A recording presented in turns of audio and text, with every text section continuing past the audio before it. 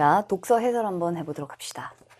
얘들아, 독서가 좀 확실히 문제 풀기 좀 어려웠지. 최근에 변별력을 주는 요소들은 아무래도 독서 쪽이잖아. 그래서 이번 시험도 마찬가지로 독서가 좀 더 문학보다 까다롭게 출제가 된 거는 맞죠. 그래서 너희가 계속 그런 고민이 있을 거야. 어떻게 하면 내가 독서를 정복할 수 있을까? 정복까지는 아니어도 적어도 내가 원하는 등급을 받기 위해서는 내가 어떻게 독해를 해야 될까? 라는 그런 고민들 분명히 있을 거야. 자, 오늘 그 내용들을 쌤과 우리 차근차근 내 걸로 한번 만들어가는 시간을 좀 가져보도록 합시다. 자, 그 중에서도 이번 시험에서 얘들아 사회 그리고 기술 지문 이게 좀 까다롭지 않았니?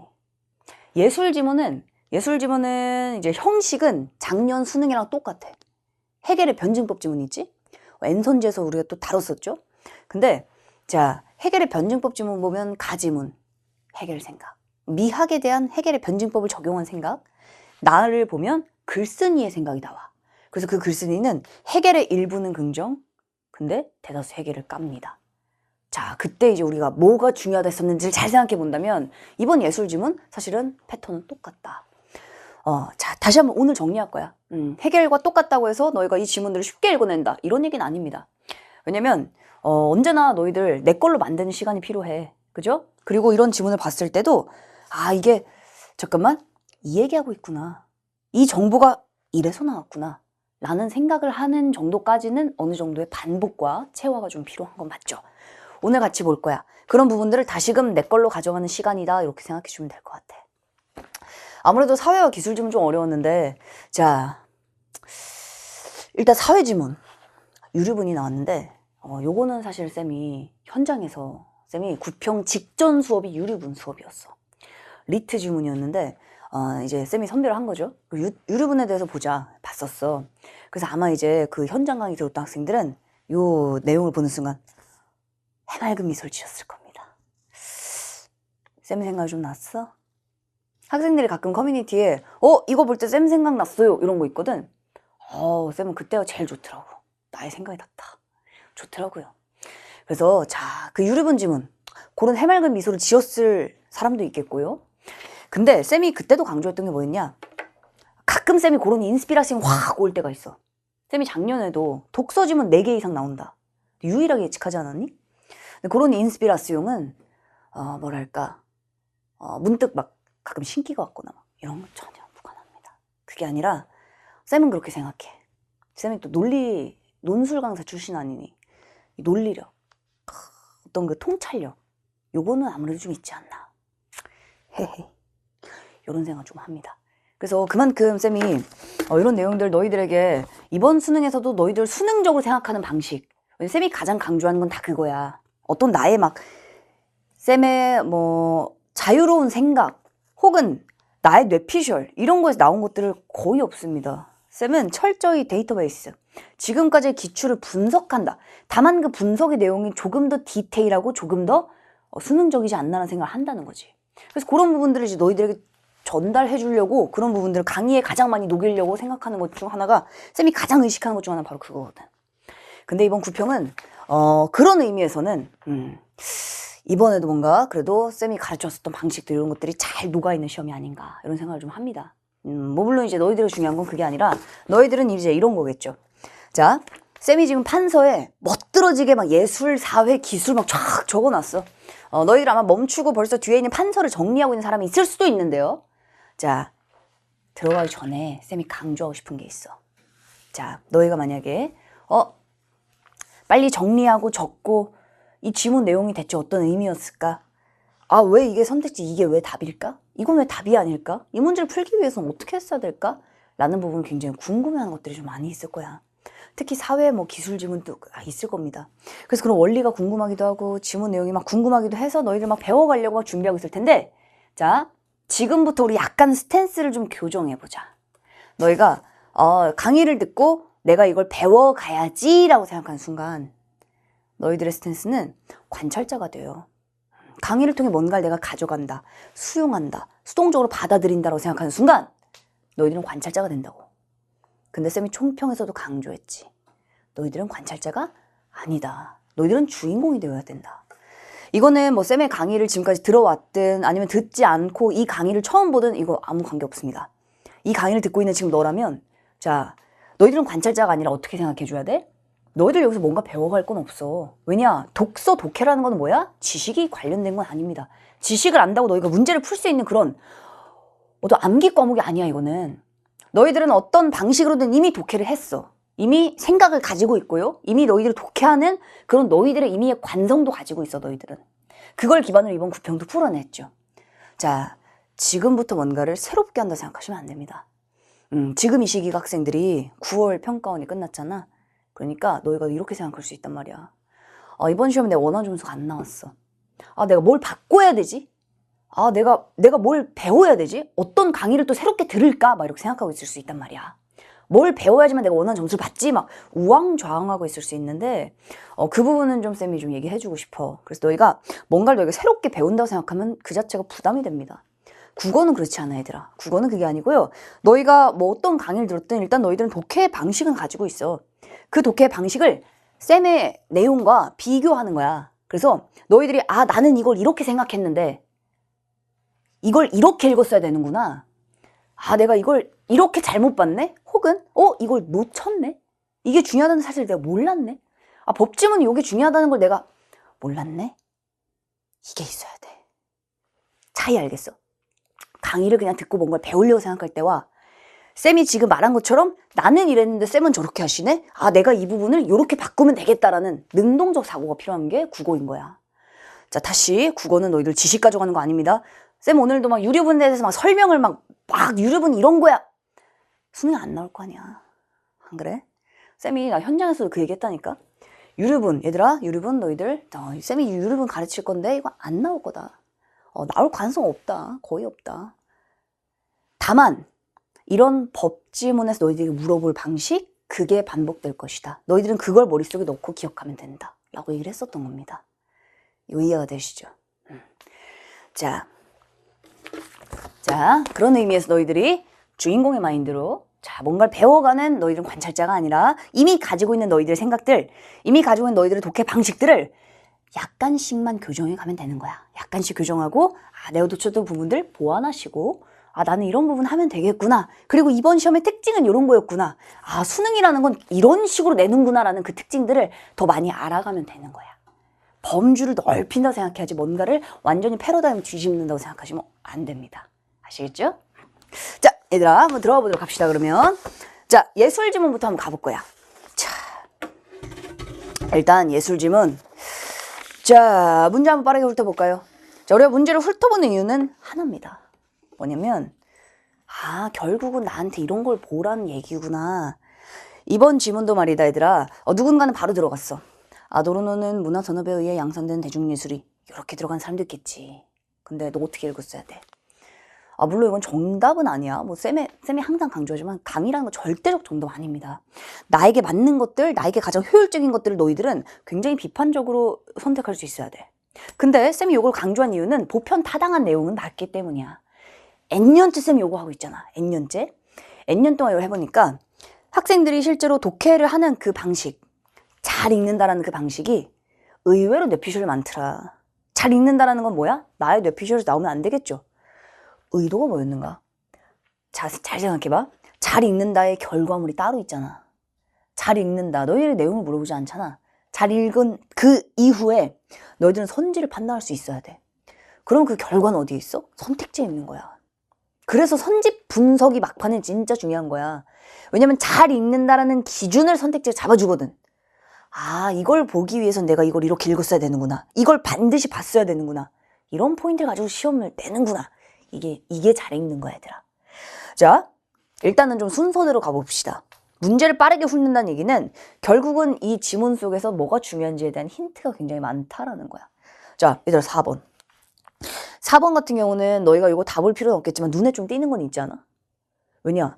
모든 글이든 가장 중요한 출발선상은 뭐야? 이거 놓치면 안 되지. 쌤 분노한다. 자, 얘들아 글의 화제 보이십니까? 아도르노 예술관이라는 게 글의 화제야.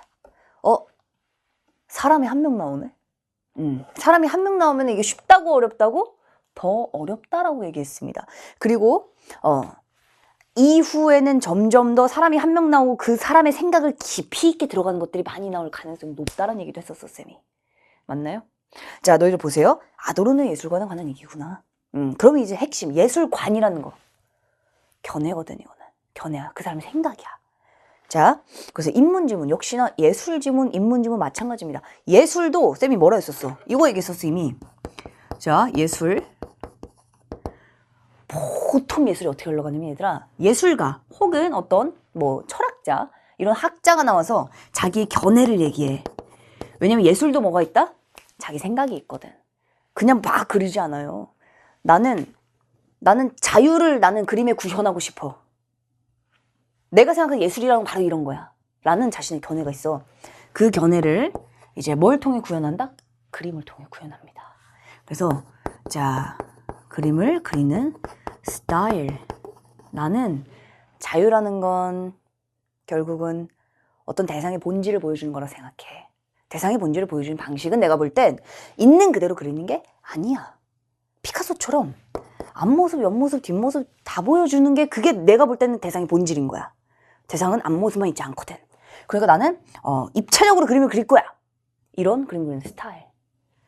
두 번째는 그림자는 그리지 않을 거야. 세 번째는 윤곽선 그리지 않을 거야. 이런 스타일. 그리고 요게 그대로 적용된 그림. 이런 방식으로 많이 나가거든, 예술 지문이. 자, 이것도 너희들 기억해 줍시다. 이번 지문은 견해가 좀 핵심이었지만 본래는 어떤 특정한 사례가 나오고 이 사례에 자신들의 견해가 그대로 구현된 방식, 요게 좀 출제가 많이 되거든. 이런 내용들 좀 정리해 주시고. 자, 그래서 이 지문 같은 경우는 일단 아도르노가 보는 예술관이, 아도르노의 예술관이 뭔가 오문단 것이면요, 얘들아. 아도르노의 예술관을 굉장히 구체화시켜줍니다. 아도르노가 바라보는 대중예술은 어떠한가? 지금 보면 이게 중심 화제 아니야? 이걸 알고 들어가야 중요하다는 거야. 물론 너희가 뭐 지문 읽는 과정에서 바로 볼 수 있는데요, 쌤? 오케이, 그것도 맞는 말이긴 합니다. 좋아. 그럼 5번까지는 뭐 너희가 1문단에서 바로 확인할 수 있어. 가에서 1문단. 6번 갑시다. 기억의 이유를 추론하네요. 확실히 너희들 요 문제 스타일 지금 많이 나오는 거 느낌 오니? 이거 많이 나오고 있죠? 기억의 이유, 추론이야. 이 얘기는 일치불일치가 아니라 기억이 어떤 의미인지 우리에게 생각하라는 얘기입니다. 당연히 그 생각은 안드로메다에서 오는 건 아니지. 우리 지문 속에서 충분히 찾을 수 있는 거죠. 그죠? 알고 들어가야지만, 기억에 밑줄이 쳐져 있다는 건 알지만 요거에 대해서 무엇을 물었는가 알고 들어가야지. 자, 기억의 이유, 추론. 자, 오케이. 이유와 추론이라고 지금 문항에 써 있는데 보통 이런 내용들 어디에 들어있을까?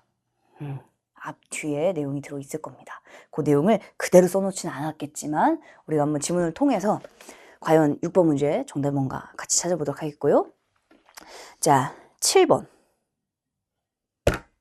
요것도 진짜 중요하다. 왜냐? 가의 아도르노의 관점, 이게 바로 아도르노 예술관이겠지? 아도르노의 관점 바탕으로 할 때 니은에 대해 반박할 수 있는 말. 일단 이 얘기는 뭐가 또 나온다는 얘기야. 아도르노의 생각과는 다른 무언가가 또 나온다는 얘기야. 부딪힌다는 얘기입니다. 견해가 부딪힐 수 있다. 이런 얘기야. 맞지? 자, 그 내용이 8번에서는 굉장히 구체화가 돼. 그러니까 8번 같은 거는 진짜 너 이거 보고 들어가면 엄청난 도움이 됩니다. 왜냐면 모든 독해는 너희가 독해하는 방향에서 내가 뭘 보고 있는지를 구체화시킬수록 훨씬 더 깊이 있는 독해를 할 수 있거든. 한마디로 그냥 이런 내용이네가 아니라 내가 그 생각을 가지고 들어가야지. 아, 가에서는 아도르노의 관점이 나올 거야. 뭐에 대한 관점? 대중예술에 관한 관점이 나올 거야. 근데 나에서는 글쓴이의 관점이 또 따로 나올 거야. 얘들아, 아도르노와 글쓴이의 생각은 같을까 다를까? 당연히 다르겠지. 그죠? 그러면 어떤 부분이 차이가 있을까? 혹은 만약에 이런 식으로 지금 문제를 제기한다. 이 문제 제기도 정말 많이 나오는 패턴입니다. 문제 제기? 뭔가 지적하고 있는 거야. 그러면 중요한 거 지적의 내용이 중요한 거야. 뭘 지적하고 있는가? 글쓴이인 아도르노의 모든 게 다 싫지 않을 거거든. 그런 의미에서 사실은 4번부터 8번, 9번까지 봤을 때도 너희가 이미 가와 나주문 읽기 전이지만 가와 나주문에 대한 상당한 힌트를 가지고 들어갈 수가 있어. 이 힌트를 왜 버리고 들어가냔 말이야. 가지고 가야죠. 자, 그럼 우리가 가졌으니까 한번 1문단 가부터 한번 들어보도록 할까? 자, 얘들아, 가로 갑시다. 자, 쌤이 칠판에 지금 노란색 표시해놓은 부분들이 바로 너희가 어떤 인문, 어떤 예술 지문이든 가져가야 되는 그런 포인트입니다. 자, 얘들아, 1문단 읽을 때 일단 너희들 생각하고 들어가 줘야 돼. 일문단에서 너희가 해줘야 될 건 중심 화제 찾는다. 이후의 내용을 예측한다. 왜냐면 결국 독해라는 건 예측이 잘 됐을 때 결국 이런 방향으로 나아가겠구나라고 했을 때 너희들은 더 의도적으로 전략적으로 잘 읽어낼 수 있습니다. 왜냐면 모든 글은 다 의도가 있어요. 여기 있는 글 100%다 인위적인 거지? 다 의도가 있고 전략이 있고 너희들 어떤 방향으로 끌고 가고자 하는 의도가 다 들어있다는 거야. 그러면 그 의도를 너희가 읽어줘야 되는 거거든. 어렵지 않아? 자, 중심 화제 찾고요. 그 중심 화제와 관련돼서 어떻게 갈 것이다라는 예측을 일문단에서 보통 가능하게 합니다. 자, 아도르노는 동그라미 쳐야죠. 이 사람의 생각의 핵심이라니까. 이 사람 무슨 생각하고 있을까? 대중예술 바로 나오네. 이 사람이 말하고 있는 대중예술에 관한 생각이 중심 화제였잖아. 자, 아도르노는 대중예술을 뭐라고 봤냐면 이윤 극대화를 위한 상품으로 전락, 예술의 본질 상실. 오케이. 바로 문제점이네. 자, 대중예술에 관한 견해, 대중예술은 어떤 특징 가지고 있는가 보니까 굉장히 부정적이야. 그죠? 현대사회 모순과 부조리를 은폐하고 있다고 지적했다. 자, 이 지적의 내용이 중요하다는 거야. 대중예술, 아도르노가 생각한 대중예술은 딱 요게 지금 문제인 겁니다. 그죠? 요 부분은 핵심 오브 핵심이야. 왜냐면 대중예술에 대해서 뭔지가 벌써 나왔잖아. 앞부분에. 자, 밑줄 쳐주시고요. 상품 전락, 예술의 본질 상실. 이거 문제지. 마이너스지. 사회 모순과 부조리를 은폐하고 있다. 자, 아도르노가 보는 대중예술은 오케이. 자, 또 이어집니다. 창작의 구성에서 표현까지 다 표준화돼서 생산되는 상품에 불과하다. 자, 얘들 봐. 이 가에서 핵심 뭐냐면 대중예술에 관한 견해 그리고 아도르노가 말하고 있는 예술의 본질은 무엇인가가 사실은 딱 분류가 됩니다. 자, 그래서 쌤이 총평에서는 분류, 정의 이렇게 썼을 거야. 자, 얘들아. 자, 이런 내용들은 지금 딱 보면 대중예술이 가지고 있는 특징이 어때? 여러 개가 나온다는 거거든. 그러니까 너희가 대중예술은 대략 이런 거네, 대략 이런 거라고 보시면 안 됩니다. 이 특징 하나가 선택지에 들어가 있을 거니까. 너희들은 이 특징은 어디에 붙어? 대중예술에 붙는 거구나. 이 특징은 대중예술에 붙는 거구나. 이 특징은 대중예술에 붙기 때문에 얘가 부정적인 거구나. 아도르는 그렇다면 여기 있는 모든 것들을 다 부정으로 보고 있구나. 대중예술에 엮여있는 특징과 속성이 여러 개가 나온다는 거야. 한마디로 단어가 여러 개 나온다. 개념이 여러 개 나오지만 그것들은 다 하나의 맥락이라고 너희가 붙일 수 있어야 된다는 겁니다. 이건 해겔의 변증법도 똑같았어. 자, 뭐가 중요한지 알겠니? 그 부분을 너희가 가져가시면 돼. 그래서 그 내용들을 너희가 다시금 읽을 때 좋아.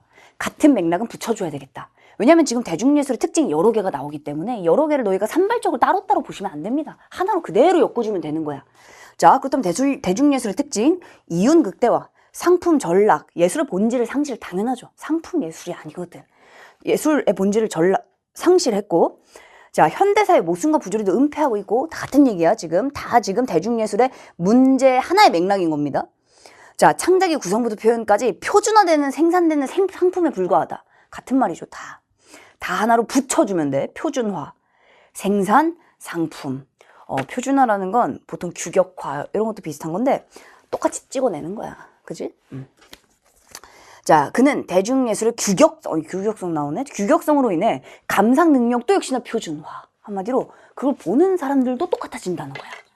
자, 이거 이해가 되지? 자, 붙이면 됩니다.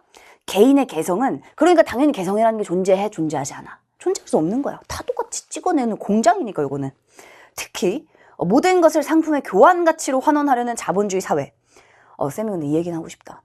혹시 너희가 이거 읽으면서 모르는 단어들이 좀 나왔다면 그거는 반드시 정리합시다.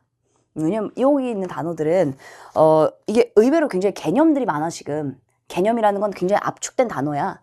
그러니까 의미를 지니고 있는 단어들이 많다는 얘기야 지금. 그러니까 너희가 직관적으로 요걸 내용을 그대로 받아들이기 어려운 이유는 또 이런 게 있을 수 있거든.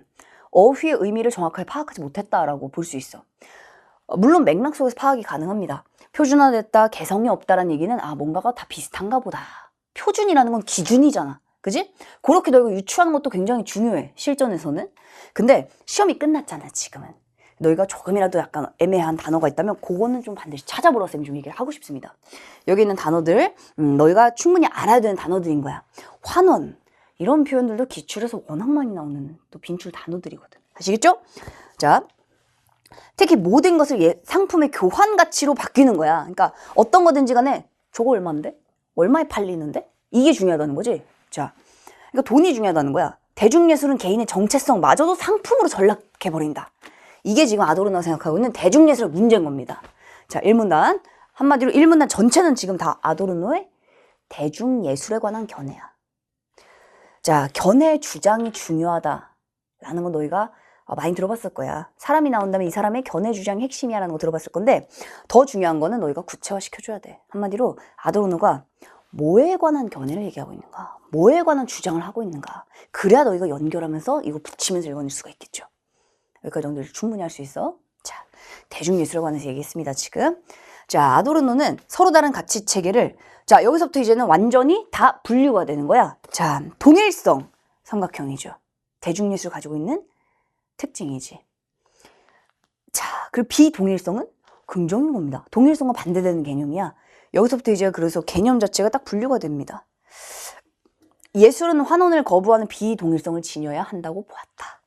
아도르노가 생각하는 예술이란 비동일성을 가져야 되는 거야. 하지만 지금의 대중예술은 너무나 동일성을 가지고 있는 거야. 요거 분류할 수 있겠지? 그래서 지금 이 문단은 철저히 이 두 개의 개념이 분류되고 있습니다. 그럼 너희들 요거 복습할 때 다시금 분류의 내용들을 정확하게 구분을 한번 해줘 봐봐. 그러면은 이쪽은 대중예술, 이쪽은 예술의 진정한 본질이네. 이렇게 너희가 구분을 충분히 할 수 있어요. 아시겠죠?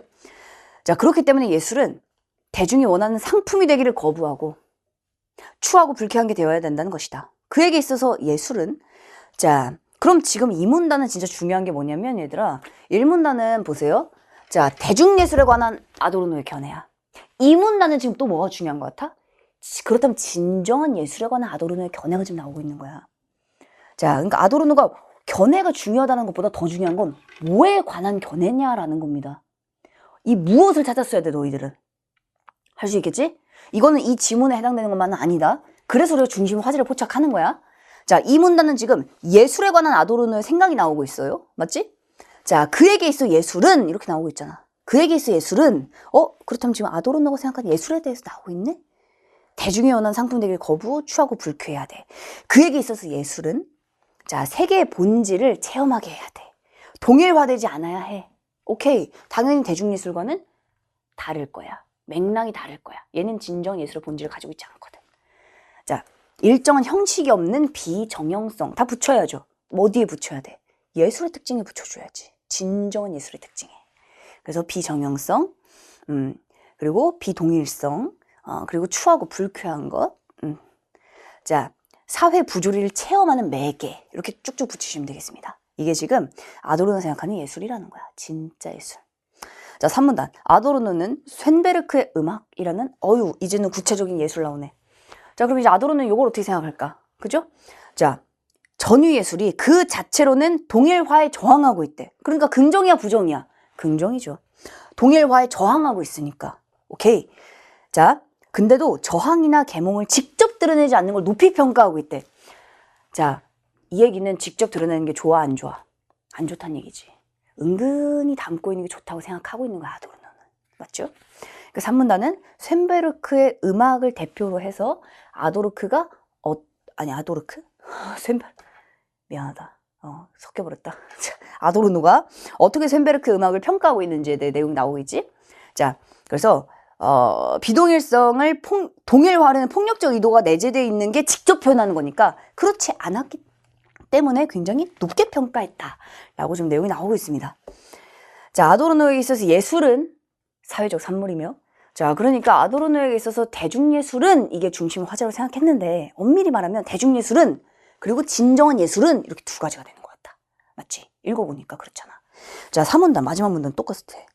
아도르노에게 있어서 예술은 사회적 산물이고 그래서 미학은 자, 고통스러운 상태를 읽기 위해 존재한다. 그는 비동일성 자체를 속성으로 하는 전위예술 아주 긍정이죠. 당연히 바람직하다고 제시하였다. 자, 그래서 가지문은 너희가 두 가지를 철저히 분류하는 걸 연습해보자. 너희가 가지문 읽었는데 내용은 대략 어떤 내용인지 알겠는데 정확히 뭔 말하는지 잘 모르겠다라고 생각하는 학생들이 있을 수 있습니다. 그러면 너희들의 그런 문제를 우리가 고쳐야지. 자, 그럼 너희들은 뭘 구분하지 못한 거야?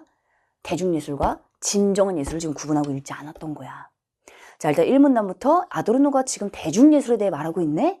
이 문단으로 가니까 중심화가 미묘하게 달라졌어 지금. 아도르노는 이제는 예술에 대해 말하고 있는 거야. 이 두 가지는 그리고 대비되는 겁니다. 맞지? 이거를 너희가 연습해줘야 돼. 왜냐? 이런 식의 분류되고 이 두 개의 개념이 부딪히는 것들은 너무 많이 나왔거든, 기출에서. 자, 그렇다면 너희들 요거를 다시금 분류해서 구분한 연습하시고 이후에 내용들 나왔을 때 잠깐만 한 명의 사람이 겨내니까 개념이 여러 개 나올 수 있다. 그죠? 여기서도 사실은 개념이 여러 개 나온 거야 지금.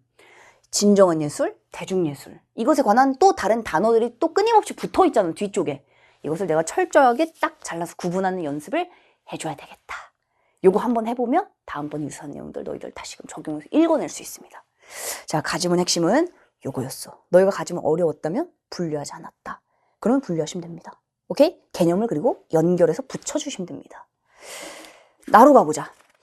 자, 아도르노의 미학은 예술과 사회. 우리는 이미 나 보기 전에 이미 알아. 글쓴이가 뭔가 얘기를 할 거야. 글쓴이 아도르노의 생각과는 좀 다를 것 같아. 그러니까 두 개를 묶어놨겠죠. 자, 아도르노는 이렇게 평가했어. 자, 첫 번째, 두 번째, 세 번째 줄, 한 네 번째 줄까지 보면, 다섯 번째 줄까지 보면 가려움 전까지. 자, 아도르노의 예술, 미학에 관한 왜냐면 약간 좋게 평가하고 있죠. 의의가 나왔다고 볼 수 있습니다. 가령, 오케이. 자, 이제 예시가 나오네. 가령. 자, 예술에서의 예시는 굉장히 중요해. 인문도 마찬가지. 너희들 작년에 해겔의 변증법, 그리고 작년에 해겔의 변증법 나오기 전에 22학년도 6평에 나왔던 세먼의 과정이론이라는 이제 지문이 있어요. 그 지문 보면은 예시 전체가 한 문단, 예시 전체가 문제 하나. 이거 개념 그대로 예시 적용하는 거. 요 내용도 혹시 너희들 이거 뭔 말하는지 잘 모르겠다면 세먼의 과정이론 반드시 꼭 체크해 주셔야 됩니다. 세먼의 과정이론은 쌤이 그냥 유튜브 해설 강의 이런 거 다 올라가 있을 거야. 작년 6평 풀 해설 다 올라가 있거든요. 그런 내용들 반드시 봐줘야 돼요. 왜냐면 그게 최근의 경향이거든. 최근의 경향을 모르고 수능을 그냥 공부한다. 이거 좀 이상하잖아. 그죠? 그런 것들 적극적으로 너희들 가져가는 그 정도는 해줘야 된다는 거지. 자, 지금 여기 보면 이제 이 지문도 그러니까 예시가 나왔어. 예시 자체가 최근에는 굉장히 중요한 변별의 요소가 됐다는 거야. 볼까? 자, 사과를 표현한 세잔의 작품을 아도르노의 관점에서 본다면, 자, 다시 아도르노 관점이야 지금. 사회의 본질과 유리된 아름다운 가상을 표현한 것에 불과. 이 문장 하나 안에 굉장히 많은 뉘앙스가 담겨 있다. 자, 너희들 자 보세요. 사회의 본질과 유리된 아름다운 가상을 표현한 것에 불과. 이 얘기는 지금 아도르노는 세잔의 작품을 높게 평가할까 낮게 평가하고 있을까? 짓밟은 거죠. 맞습니까? 그렇게 느껴졌어? 그게 느껴져야 되는 거야. 왜? 쌤! 아름다운 가상이니까 저는 아름답다고 생각했다고 봤는데 뭔가 내용이 안 맞더라고요. 자, 얘들아 봐. 사회의 본질과 유리됐대. 혹시 유리란 단어 몰랐어? 괴리, 거리가 있다는 얘기야. 자, 사회의 본질과 괴리가 있으면, 유리됐으면 이거 좋은 겁니까? 이걸 너희가 쌤 여기 놓쳤어요. 다시금 아도르노의 견해에 다시금 주목하는 연습을 해줘야 돼. 요거 훈련이 필요한 거다. 너희가 그렇게 보려고 노력하면 머릿속에 더 많은 것들이 남아있어. 근데 그냥 다 스쳐가는 정보처럼 남기면 머리에 남는 것들이 많이 없잖아. 그렇다고 가를 다 다시 볼 거야? 그렇지 않잖아요. 각인을 시켜주면서 읽어나가면서 넘어갈 수 있어야 돼, 얘들아. 자, 보세요. 그러면 사회의 본질과 괴리되면 안 되는 거야. 왜냐? 아도르노에게 있어서 진정한 예술이라는 건 사회적인 산물인 거거든. 사회와 결의되면 안 되는 거야. 사회의 모순과 부조리를 은폐하는 것이 아니라 그것을 직접 드러내진 않지만 담고 있어야 돼요. 사회적인 산물인 거야. 자, 일단은 사회와 유리된 아름다운 가상.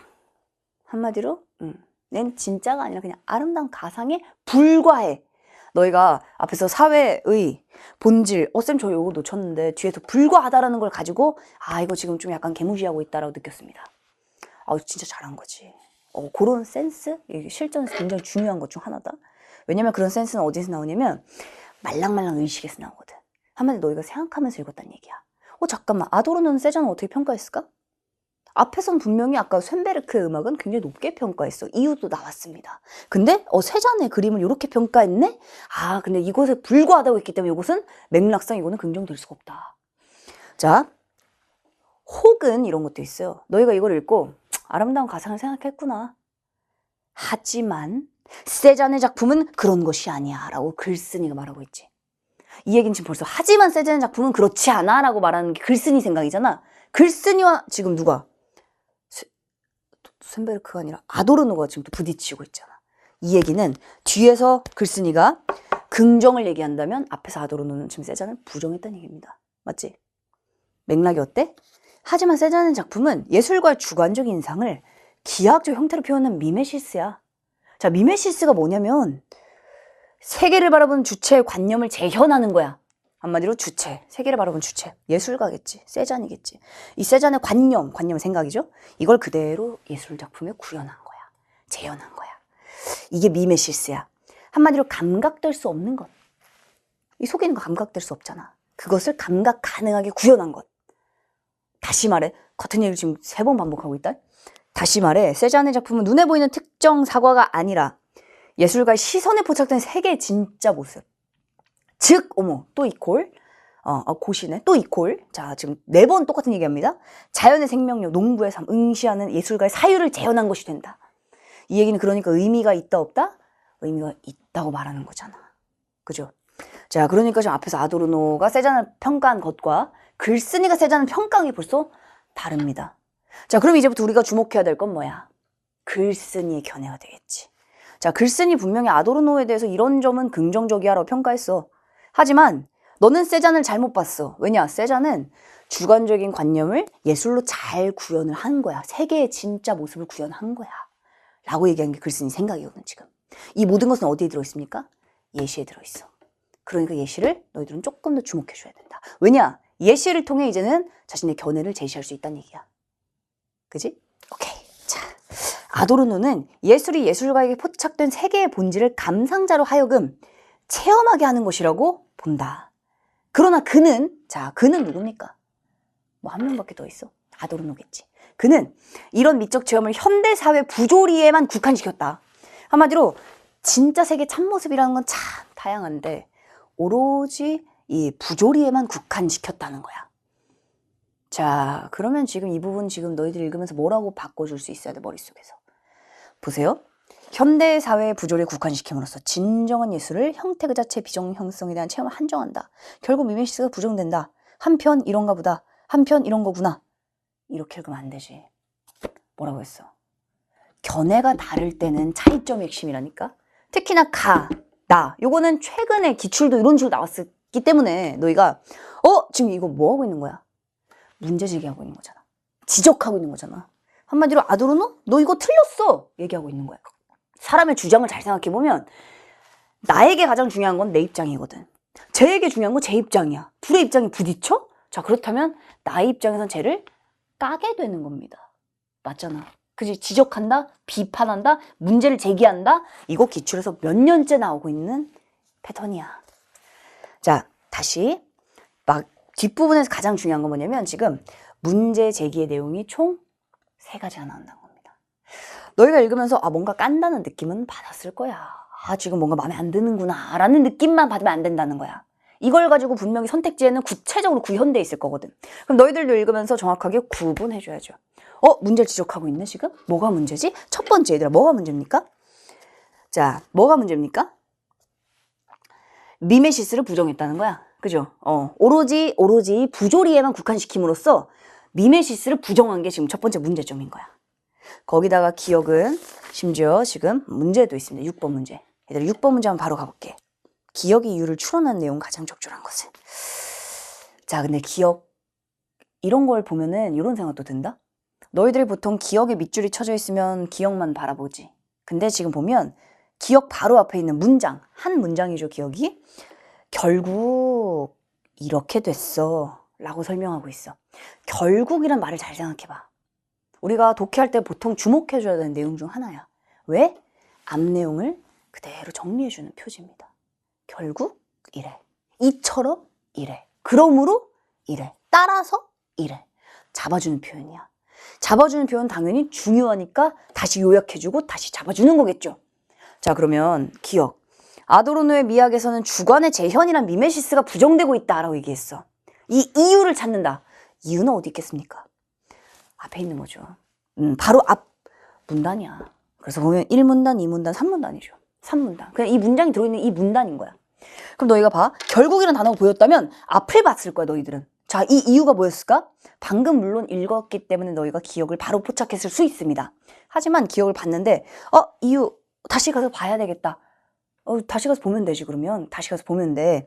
자, 뭐가 문제냐?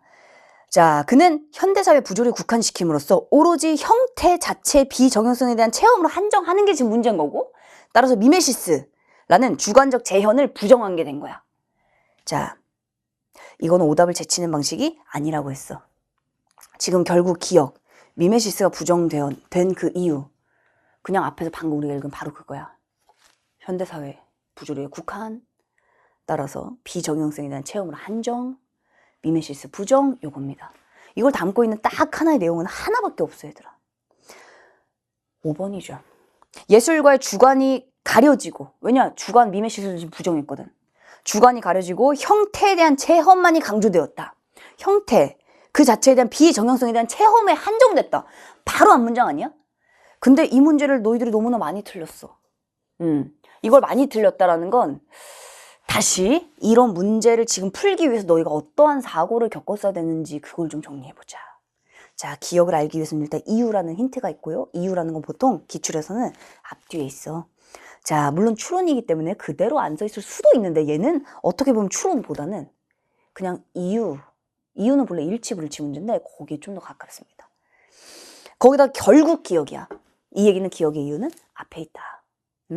자, 앞 내용을 보니까 그대로 그 내용이 그대로 정리된 게 5번이다.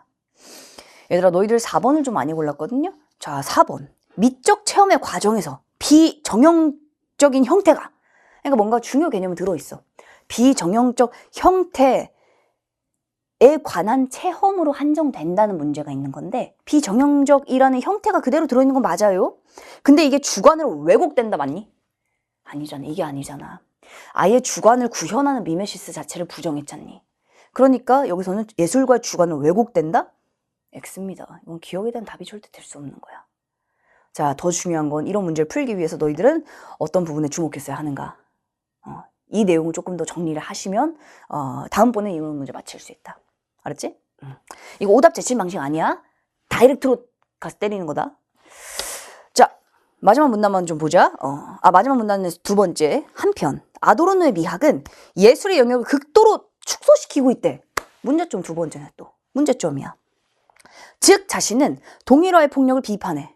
가에 나왔었죠? 동일화이고 폭력적으로 비판했어. 전위예술만이 진정한 예술이라고 했어. 근데 이 얘기는 전위예술의 관점에서 예술을 동일화시키려는 거야. 아무리 좋은 거여도 그 좋은 것만 강조하다 보면 그 좋은 것 자체가 이제는 동일화되겠지. 그 자체가 규격화되겠죠. 표준화되겠지. 그런 사고가 지금 들어있는 거죠, 여기에. 특히는 예술의 가치, 다양성을 그대로 박탈해버린다. 왜냐? 이게 조화라는 하나의 기준을 딱 줬으니까. 두 번째 문제점입니다. 자, 세 번째. 자, 작가의 어떠한 주장도 결여된 사진에서조차 새로운 예술 정신을 발견하는 것이 가능하다는 베냐민의 지적처럼, 자, 전위예술이 아닌 예술도 미적 가치를 발견할 수 있어. 그러니까 전위예술만이 정답은 아니야. 동일화시키지 마. 문제 지적 두 번째. 자, 그리고 또한 사회적 저항의 메시지를 전달하기도 하잖아. 대중예술도 이거 할 수 있어. 세 번째 지적. 그래서 너희가 나지문을 읽으면서는 철저히 다시금 너희가 이렇게 생각할 수 있어. 급하게 왜냐면 독서는 이거 지문 읽고 문제 푸는데 시간이 오래 걸리잖아. 그러니까 너희가 빨리 들어가서 빨리 읽어야지만 문제를 하나라도 맞힐 수 있지 않을까라는 그 급박한 마음은 쌤이 충분히 이해합니다. 근데 너희가 진짜 지문을 제대로 읽고 중요한 건 문제를 푸는 게 아니라 정답률이 높아야 되는 거잖아. 내가 푸는 문제들을 맞춰야 되는 거잖아. 그죠? 그걸 생각해 본다면 너희들이 주목해야 될 것은 대체 무엇일까? 이미 지문 독해하기 전부터 지금 여기 전체 패턴만 보더라도 이미 너희가 가지고 들어갈 수 있는 힌트들은 굉장히 많아. 그래서 너희가 생각만큼 독해가 잘 안 된다라고 생각을 할수록 그런 힌트들을 적극 끌어와서 너희들 문제를 풀 때 응용하고 지문 독해할 때 그거 확인해 줘야 됩니다. 할 수 있겠어? 약속하자. 너희들 충분히 할 수 있어. 알았죠? 응? 손가락 걸고 도장, 사인. 그거 해줘야 돼. 그거 하면은 너희들 독해가 진짜 또 수월해질 수 있어. 자, 사실 이제 나머지 문제들 중에 이제 오답률이 좀 높았던 것? 일단 5번에 1번. 아도르노가 보는 대중예술. 상품화된 개인의 정체성과 대립적 관계 아니지. 대중예술 자체도 상품화됐는데. 그죠? 그러니까 대립적 관계 X입니다. 대립 관계는 얘네 둘이 대립인 거지. 얘네 둘이 분류되고. 개념이 다른 거죠. 자, 8번도 이 내용은 어렵지 않았습니다. 왜냐? 정답 선지가 사실은 좀 간단해. 너희가 아마 보기만 읽었을 때는 이게 정확히 뭔 말하는 거야? 자화상. 근데 자화상 봐. 그 자체가 이미 좀 기괴했대. 아까 분명 아도르노가 뭐라고 했냐면 아도르노가 생각하는 진짜 예술은 기괴해야 돼. 불쾌해야 돼. 추해야 돼. 요거였잖아. 이런 거랑 좀 연결이 되죠. 그러니까 이런 보기를 읽을 때도 당연히 너희들은 뭘 끌어와야 돼? 방금 지문 속에서 읽은 그 견해들을 끌어와야 돼. 견해들이라 해봤자 2개밖에 없어. 아도르노 견해, 글쓴이의 견해. 그죠? 자, 2번째는 사회 비판적인 유명 연예인인 건 맞는데 대량 복제 유통되고 광고처럼 익숙했다. 이거는 전형적 대중예술인 거네. 굉장히 상품화되어 있는. 그지? 자, 그리고 3번째 작품. 서정적 풍경. 굉장히 오랫동안 기억이 남았다. 자, 정답은 사실 쉽습니다. 정답은 3번이지. 왜냐? 아도르노는 직접 드러내는 게 좋다고 하지 않았거든. 그러니까 아도르노가 생각한 진정한 예술의 견해들. 이 견해들은 자, 지문을 보면 그 견해들이 여러 개라고 하더라도 사실은 정리가 충분히 가능하잖아. 그 견해들 자체에 너희들이 밑줄 치고 손으로 언제나 각인해 놓고 그래야 너희가 훨씬 더 정확하게 비교할 수가 있지. 손을 많이 써야 실제 머리가 좋아진다? 우리나라가 예전부터 뭘 잘해더라? 젓가락질. 젓가락질 잘하기 때문에 우리나라 사람들이 진짜 머리가 좋거든. 이 젓가락질이라는 건 뭐냐면 아주 세세한 디테일을 보게 되는 거야. 그래서 우리나라 사람들은 쌀알 하나도 젓가락으로 다 잡아낼 수 있잖아. 외국인들이 그거 깜짝 놀란다? 예전에 한번 외국인들 앞에서 그걸 마치 긴 열전처럼 다 젓가락 촉 외국인들은 오 마이 갓 어머 이런다니까? 우리는 다 하자. 우리 밥 먹을 때 밥을 하나씩 집어 먹잖아. 그죠? 손을 많이 써야 돼. 쌤이 최근에 가장 강조하는, 현장에서 가장 강조하는 것 중 하나가 모나미 혁명이라고 했어. 모나미 혁명. 많이 써야 된다. 머리는 타협을 하려고 해. 막 머리는 오늘 집중 좀 안 됐잖아. 오늘 좀 어려웠잖아. 근데 그게 지나고 보면은 결국은 안 한 거야 그냥. 그죠? 근데 펜이라는 건 말이다 얘들아. 타협하지 않아. 펜은 잉크가 줄어드는 것들이 다 보여요.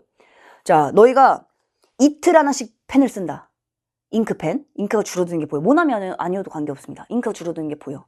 근데 일주일 동안 이 펜 하나를 내가 제대로 안 썼다. 이거는 사실은 이 자체가 나의 공부 양을 보여주는 거야 그대로. 그래서 앉아만 있다 공부하는 건 아니지. 근데 손으로 쓰기 시작하면 너희들이 그림을 그리지 않는 이상, 낙서하지 않는 이상은 너희들은 공부를 할 거라고. 공부의 내용을 필기를 할 거라고. 그죠? 집중이 안 될 때 필기를 하면 오히려 필기를 하는 과정에서 머리가 얘를 따라가게 돼. 그러면은 오히려 너희의 집중력들은 훨씬 더 강화됩니다. 적극 활용해줘, 펜을. 쌤은 연필 굉장히 좋아하거든? 너희들 혹시 그런 감성 가진 사람 없을까? 새벽에 불 다 끄고 스탠드 하나만 다 킨 다음에 연필 있잖아, 연필. 연필 탁 종이에 쓸 때 사각사각사각사각 소리가 나. 그거 진짜 그 느낌은 말로 형언할 수가 없어.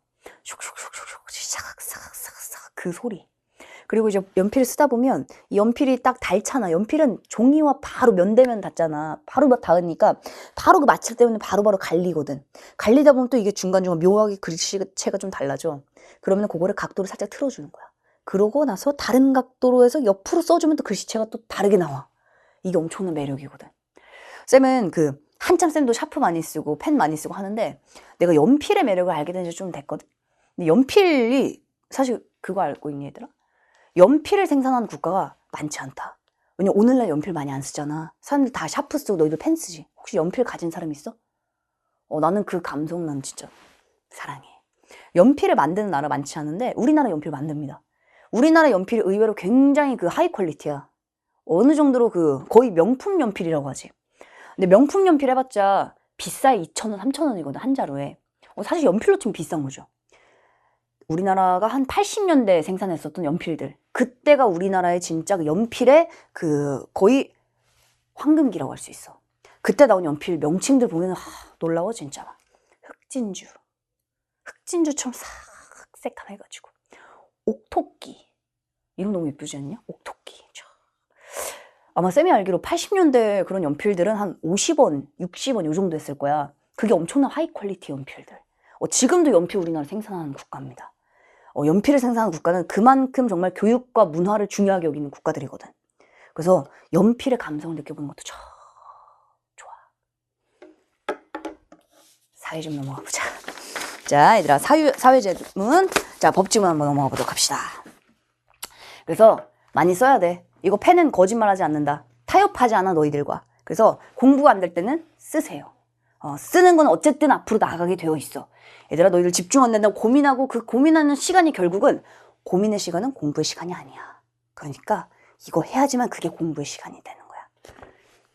자, 가보자. 자, 10번부터 13번까지 있습니다. 자, 요 내용도 중요한 거는 결국 이거야. 법에서는 결국 무엇이 중요한가? 나는 법지문이 나왔어? 법지문. 유류문은 안 나올 겁니다. 그죠? 유류문 안 나오겠지만 법지문 나올 수 있지. 법지문 나왔을 때 결국 나는 그렇다면 뭘 봐야 될까? 쌤이 유류문 수업할 때 강조했던 그 포인트가 그대로 들어있어요. 그러니까 학생들이 수월했다면 그 포인트 때문인 거야. 물론 내용도 일부 굉장히 비슷한 부분들이 절반 정도가 꽤 많이 연계가 됐는데 그런 것들을 다 떠나서 올해 수능에 나올 연계 내용들 뭐 EBS 수특에도 유류문이 있긴 합니다. 그죠? 자, 유류문 뭐 여러 가지의 주제들이 많이 있어. 근데 그러한 주제들 연계된다고 해봤자 너희들 뭐가 연계되는지 알잖아. 내용 연계되지 않아. 끼케야 단어, 그죠? 중심 화제 요 정도, 개념 요 정도. 그 개념을 풀어나가는 방식은 새로운 내용으로 등장합니다. 근데 그 새로운 내용은 등장하면서도 동시에 너희가 읽으면서 결국은 어떠한 방식으로 읽어내야 되는가라는 독해의 방법, 선지 판단의 기준, 출제의 포인트, 요게 반복되는 거야. 자, 그렇다면 너희들 다시금 자, 비교하는 거야. 너희 어떻게 읽었는가? 내가 뭘 놓쳤는가? 뭘 가져가야 하는가? 요거 대단히 명확합니다. 자, 보자. 일단 10번, 11번, 12번, 13번까지 있고 자, 쭉 보니까 뭐 기억의 이유를 또 물어보고 있네. 이것도 마찬가지로 기억의 이유를 또 물어보고 있습니다. 여기서는 그냥 이유라 써있지만 이것도 엄밀히 말하면 추론이지. 이것도 이유가 대놓고 써있지 않아. 이거 추론하란 얘기야. 이런 문제 유형이 정말 많아졌어. 자, 그렇다면 이런 문제를 풀기 위해서는 어디에 주목했어야 되는가 이런 것도 중요하겠죠. 아마 12번 문제 어려웠던 사람도 있을 겁니다. 그리고 일단 학생들이 좀 난도가 높다고 생각했던 지문 중 하나가 딱 요 지문이었거든. 기술과 이제 사회 지문. 자, 얘들아 1문단부터 한번 들어가 보도록 하자. 쌤이 중요 포인트를 그대로 적어놨습니다. 너희가 좀 명확하게 다음번에 볼 때는 뭘 봐야 되는지를 좀 명확하게 하고 싶어서 자, 얘들아 일단 두 번째 줄 가보자. 기부와 가치 이런 것들은 꺽쇠를 꺾고 좀 좋다고 쌤이 얘기를 했었어. 왜냐? 무상처분이 뭔지에 대한 예시입니다. 이거는. 근데 선택지에는 무상처분이라 써있을 수도 있어. 그게 그냥 기부라 써있을 수도 있어. 너희들은 이 두 가지를 아하 같은 거구나 볼 수 있어야 되거든. 그런 의미에서 예시가 나오면 꺽쇠를 좀 꺾어주는 거 이것도 너희들 하다 보면은 처음엔 잘 안 보일 수 있거든. 근데 두 번째, 세 번째 하다 보면은 아주 쉽습니다. 그냥 꺾기만 하면 돼. 왜냐? 예시는 티가 많이 나. 뭐뭐와 같이, 뭐뭐 등 이런 식으로 써있거든. 그리고 너희가 예시구나. 기부가 무상처분의 예시구나. 한마디로 누구에게 그냥 나의 재산을 그냥 주는 거야. 그냥 주는 겁니다. 좋으니까. 뭐 친구한테 줄 수도 있겠고 어떤 사회단체에 줄 수도 있겠고 그죠? 여러 종교단체에 줄 수도 있겠고 여러 이유가 있겠습니다만 그냥 주는 겁니다. 이게 무상처분이야. 자, 중요한 건 뭐냐? 당사자인 무상처분자, 동그라미. 1문단에서 강조하는 건 단 하나밖에 없어, 얘들아. 자, 유류분보다 더 중요한 거. 주체입니다. 주체. 왜? 유류분이란 개념은 사실은 2문단에 설명해줘. 자, 1문단 읽으면 너희가 여기선 지금 뭔가 유류분이 중요한가? 유류분이라는 게 중요한지 1문단에서는 명확하게 안 보였을 수도 있어. 근데 1문단에서 강조하고 있는 건 각각의 주체들이 무슨 일들을 하는가를 잡아줍니다. 이거 놓치면 너희들 법지문 안 풀겠다는 얘기랑 똑같아. 쌤이 좀 강력하게 말하고 있지? 그 정도로 제발 알아주세요. 다음번 법지문 나오면 너희들 주체는 다른 말로 행하는 사람이야. 그지? 자, 근데 법에서는 그게 사람이 될 수도 있고 단체가 될 수도 있고 법인이 될 수도 있고 회사가 될 수도 있습니다. 한마디로 그냥 뭔가를 행하는 주체라고 생각해주면 돼. 주체를 놓치는 일은 존재하면 안 된다. 아, 이거는 정말 너무 중요한 쌤이 더 이상 강조할 방법이 없네. 자, 지금 주체가 몇 명 나왔어? 너희들이 찾아보세요. 주체 몇 명 나왔니? 자, 세 번째 줄. 무상처분자. 동그라미 쳐야지. 이 사람이 바로 재산을 무상처분하는 이 사람이야. 한마디로 누구에게 돈을 주는 주체인 거야. 무상처분자. 자, 두 번째는, 자, 무상취득자. 동그라미. 누구겠어? 그 돈을 받은 사람이죠. 사회단체든, 친구든, 뭐, 그죠? 애인이든, 뭐, 누가 받았을 거야. 그죠? 그게 무상취득자야.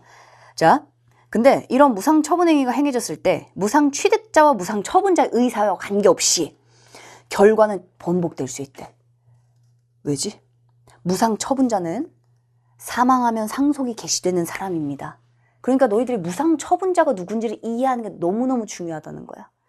이걸 그냥 상속자라 표현했으면, 피상속자라 표현했으면 사실은 좀 쉬울 수 있거든.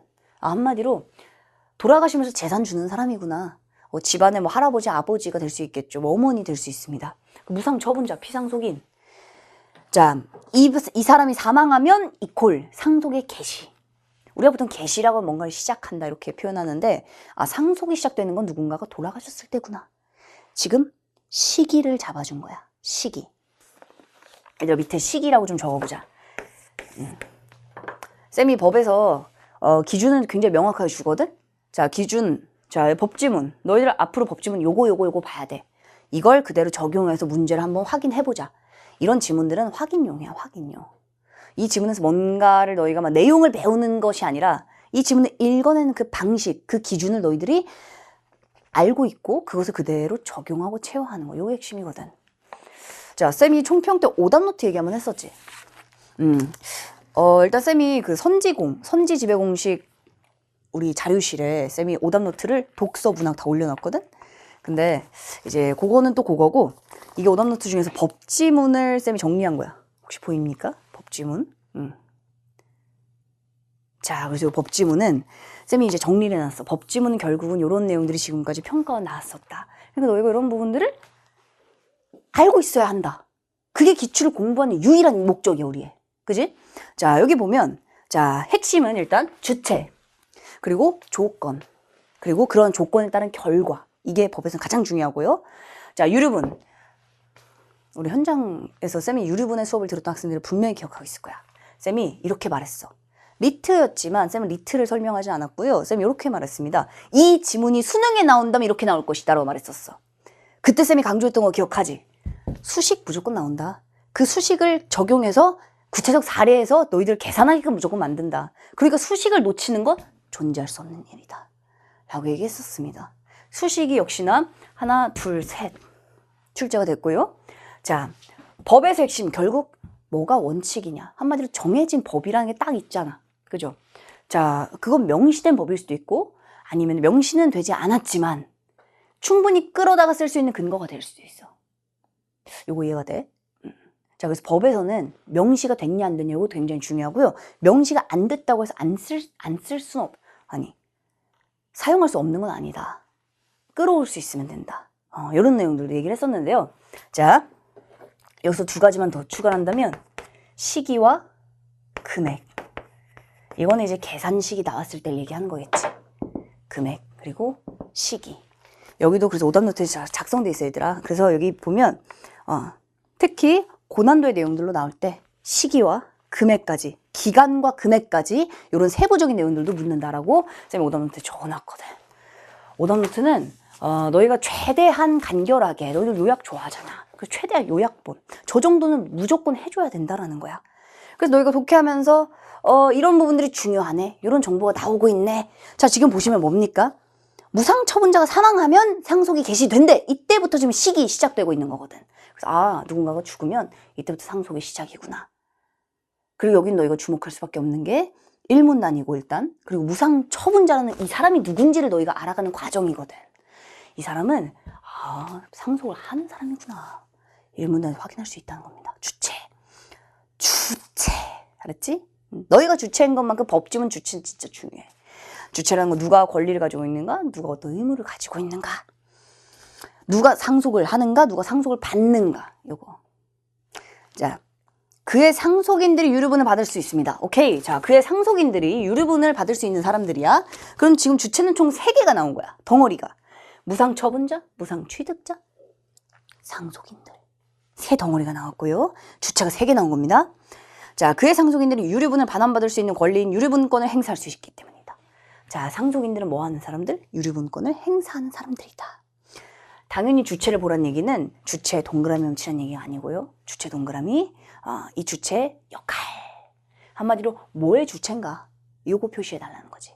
일문단의 핵심은 그거밖에 없습니다. 일문단. 그거밖에 없지만 그게 너무나 중요한 출제 포인트다라는 거. 그거 가져가면 돼. 자, 일문단 너희들 다시 읽어줘야 돼. 사람 중심으로 체크하세요. 주체 중심으로 체크하세요. 그게 일문단입니다. 이거는 어떤 법지문이든 똑같다. 올해 수능에서도 법지문 나올 수 있죠. 충분히. 작년 수능도 경제 아니었어. 그럼 올해 수능에서도 법에서 너희들 이거 절대 놓치면 안 된다. 요건 쌤이 N선지, 선지지배 공식 이번 6편 끝나자마자 6편과 너무 비슷한 문제가 있다라고 하면서 예약 지문 한번 기출 다뤘었거든. 거기서도 똑같이 1문단 시작부터 주체부터 나옵니다. 아시겠죠? 자, 이들 2문단. 유류분이라는 건, 자, 그럼 이제 한번 포인트만 좀 보자. 유류분의 정의가 2문단에 나와. 이 지문이 좀 더 어려운 이유는 뭐냐면 1문단에서 유류분을 반환받을 수 있는 유류분권이라는 걸 설명해 놓고 유류분이 뭔지를 안 알려줬다는 거야. 근데 이런 방식들 너희들 익숙해져야 돼. 왜냐? 일단 던져. 지나가. 그런 다음에 다음번에 이게 뭔지를 뒤에서 설명해줘. 이 방식 많이 나옵니다. 이유는 하나죠. 어려우라고 그러는 거야. 정보의 거리가 떨어져 있으면 학생들이 무슨 말이지? 엉켜버리거든. 엉킬 필요 없어. 던져주면 일단 유류분권을 행사할 수 있는 사람들이 이 사람들이네. 유류분이라는 게 있네. 중요하다면 알려주겠지. 안 알려준다면 이 사람들은 유류분을 행사하는 사람들이다라는 것만 너희들 아시면 됩니다. 이거 이해가 되지? 어떤 경우든지 간에 너희들이 읽어낼 수 있다는 거야. 자, 이 문단 보면 자, 유류분. 자, 법으로 보장된 부분이야. 자, 여기서 이제 수식이 첫 번째 드디어 나온다. 수식 1. 상속받을 수 있었던 이익의 2분의 1. 자녀 한 명일 경우. 근데 한 명일 경우만 알려줬다는 얘기는 어차피 2명, 3명은 우리 모르잖아. 그러니까 한 명밖에 안 나오겠네. 일단 너희도 요거 정리하셔야죠. 수식 1, 요거 눈에 띄었어야지. 계산식 수식이 시험에 안 나온 적이 있었나? 단 한 번도 없었거든. 자, 그래서 상속받을 수 있었던 이익의 2분의 1. 그리고 상속인들이 상속받을 수 있었던 이익이라는 건, 자, 두 번째 내용입니다. 상속받을 수 있었던 이익의 2분의 1이 바로 유류분이고, 자, 중요한 건 상속받을 수 있었던 이익은 그럼 뭘까? 자, 두 가지가 더해진 거야. 개시 당시의 피상속인의 재산 플러스 무상 취득자에게 넘어간 가치. 이걸 더한 거야. 그러니까 자, 내가 우리 집안에 내가 아버지였어. 내가 너무 좋아하는 친구가 있어. 내 친구한테 내가 우리 집 재산 다 줘버렸어. 그리고 내가 갔어. 자, 그럼 우리 자녀들은 뭐 할 수 있어? 개시 당시 나의 재산은 제로야. 친구한테 다 줬거든. 친구한테 막 100억을 다 줬어. 제로. 그러면은 상속받을 수 있었던 이익이라는 건 뭡니까? 0 더하기 100억을 더한다는 얘기지. 그지? 무상 취득자에게 넘어간 가치를 사실 더해주는 게 자녀들이 물려받을 수 있는, 혹은 상속자가 물려받을 수 있는 재산이 되는 겁니다. 요거 이해가 되지? 이거 그냥 수식이야, 얘들아. 수식. 이건 너희가 뭐 이해하고 자시고도 없어. 수식 1. 상속받을 수 있었던 이익의 2분의 1. 수식 2. 상속받을 수 있었던 이익이라는 건 개시 당시의 재산과 무상 취득자에게 넘어간 가치를 포함하는 거야. 그러니까 줬다고 해서 진짜 내 친구가 다 가질 수 있는 게 아니다라는 겁니다. 이걸 법적으로 정해놓은 거야. 자, 그럼 하나 질문해볼게. 이거는 누구를 보호하기 위한 거야? 자, 왜냐면 법은 실제로 두 가지의 가치가 부딪힐 때가 많아. 자, 여기서도 지금 두 가지 가치가 부딪힙니다.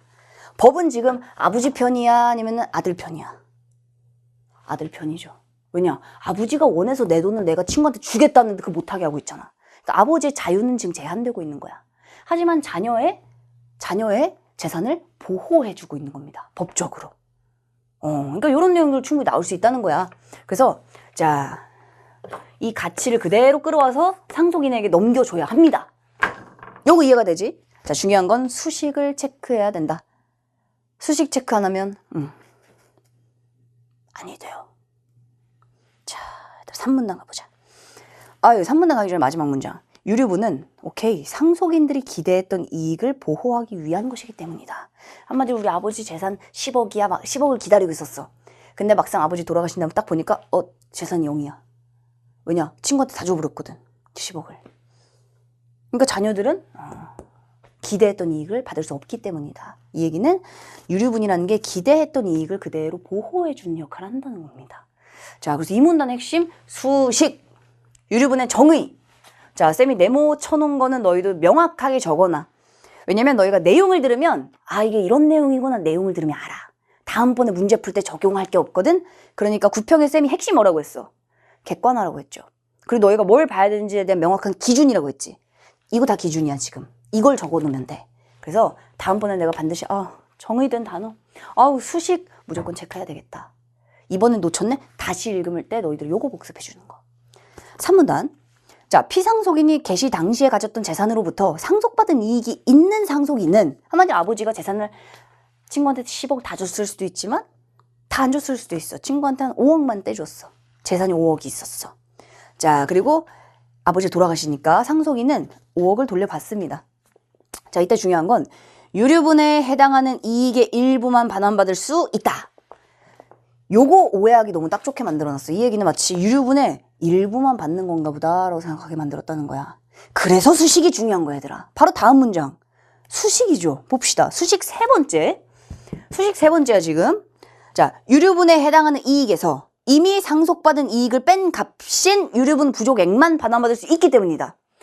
다시. 자, 상속인은 상속받은 이익이 있는 사람들은 유류분의 부족액만을 받을 수 있대. 그죠? 자, 요걸 수식으로 쓴다면 이겁니다. 지금 보시면 유류분에 해당하는 이익의 일부만 받을 수 있다. 이 얘기는 자, 봐봐. 이 해당 이익의 일부만 받는다는 얘기는 뭘 뺀 거야? 이미 받은 돈은 뺀 거지. 요거 이해가 돼? 요거 수식으로 정리하는 거 진짜 중요한 포인트였습니다. 여기서. 어머, 배에서 꼬르륵 소리나. 자, 얘들아, 그래서 수식 세 번째. 자, 지금 요 내용 다시금 정리해보자, 얘들아. 다시 봐봐. 유류분에 해당하는 이익의 일부만 반환받을 수 있다. 왜? 유류분에 해당하는 이익에서 이미 상속받은 돈을 뺀 값인 유류분의 부족액만 반환받을 수 있기 때문이다. 이 얘기는 유류분 전체는 받긴 받아야 돼? 아니면 이 중에 일부만 받는 거야? 잘 생각해봐봐. 상속받은 이익이 있어, 이미. 근데 그 상속받은 이익이 어디에 미치지 못하는 거야, 지금. 2분의 1에 미치지 못하는 거야. 그걸 우리는 부족액이라고 말하겠죠. 이 부족액에 해당되는 돈 일부를 받는다는 거지. 그러니까 유류분에 해당되는 이익의 일부를 반환받는다. 왜냐? 나머지는 이미 받았기 때문에. 수식을 정리하는 게 그래서 중요해. 너희가 이 내용도 그냥 이런 내용인가 보다 하고 보면은 너희들 10번에 2번 그냥 답으로 골라버리잖아. 아니 맞다고 생각해버리잖아. 10번에 2번을. 유류분권이 보장되는 범위는 부족액의 일부가 아니고요. 유류분에 해당 이익 전체가 되는 거지. 다만 이 중에 돈을 일부 받았다면 그 중에 부족한 만큼만 다시 받으면 되는 거야. 아버지 재산이 10억이야. 아들은 얼마 받아야 돼? 딸은 얼마 받아야 돼? 5억 받으면 됩니다. 자녀가 한 명이라면 5억만 받으면 돼. 근데 아버지가 친구한테 6억을 줬네. 내가 상속받아 보니까 4억밖에 없어. 나는 원래 5억을 받을 수 있는 사람인데. 상속받은 이익이 4억이야. 부족액 얼마? 1억이야. 그러니까 그 1억만큼만 받아온다는 얘기입니다. 모든 걸 다 뺏어오는 게 아니라 1억만큼만. 수식 세 번째 요거. 수식 세 번째. 이거를 머리로 부딪히려고 하지 마, 얘들아. 수식으로 깔끔하게 정리하셔야 됩니다. 왜? 이거 낸다는 얘기거든. 이거 낼 거거든, 요거. 이 부분. 10번에 냈잖아. 정답이잖아. 2번 정답이잖아. 유류분 부족액의 일부가 아니라요. 유류분에 해당되는 이익 전체를 받는 게 맞습니다. 근데 이미 돈을 받았기 때문에 그 받은 걸 뺀 만큼만 받는 거야. 그러니까 그걸 일부라 표현을 한 거야. 그러니까 너희가 수식을 사실은 정리를 했더라면 이거 지금 일부 한정 아니구나. 유류분은 법적으로 보장된 돈인 거야. 다 받아야 되는 거야. 그 내용 수식 3번에 사실 그대로 써 있는 겁니다. 얘들 이거 할 수 있겠어? 자, 수식 세 번째는 다시금 너희가 펼쳐서 정리한다. 자, 유류분 부족액 플러스 이미 상속받은 이익, 이게 바로 유류분 해당 이익 전체이다. 이해가 되시죠? 자, 그 다음에 중요한 내용은 뭐냐면, 자, 원칙입니다. 유류분 부족액의 가치는 금액으로 계산되지만, 예를 들어 내가 방금 1억이 부족했어. 금액으로 계산되지만 항상 돈으로 반환되는 건 아니래. 만약에 무상 처분된 재산이 돈이 아니라 물건이나 주식처럼 돈 이외의 재산이야. 쌤이 요거 수업할 때 내가 뭘 예시 들었냐면 금두꺼비 10마리가 있었어, 우리 집에. 그게 합치면 10억이야. 근데 금두꺼비를 내가 친구한테 10마리를 준 거지.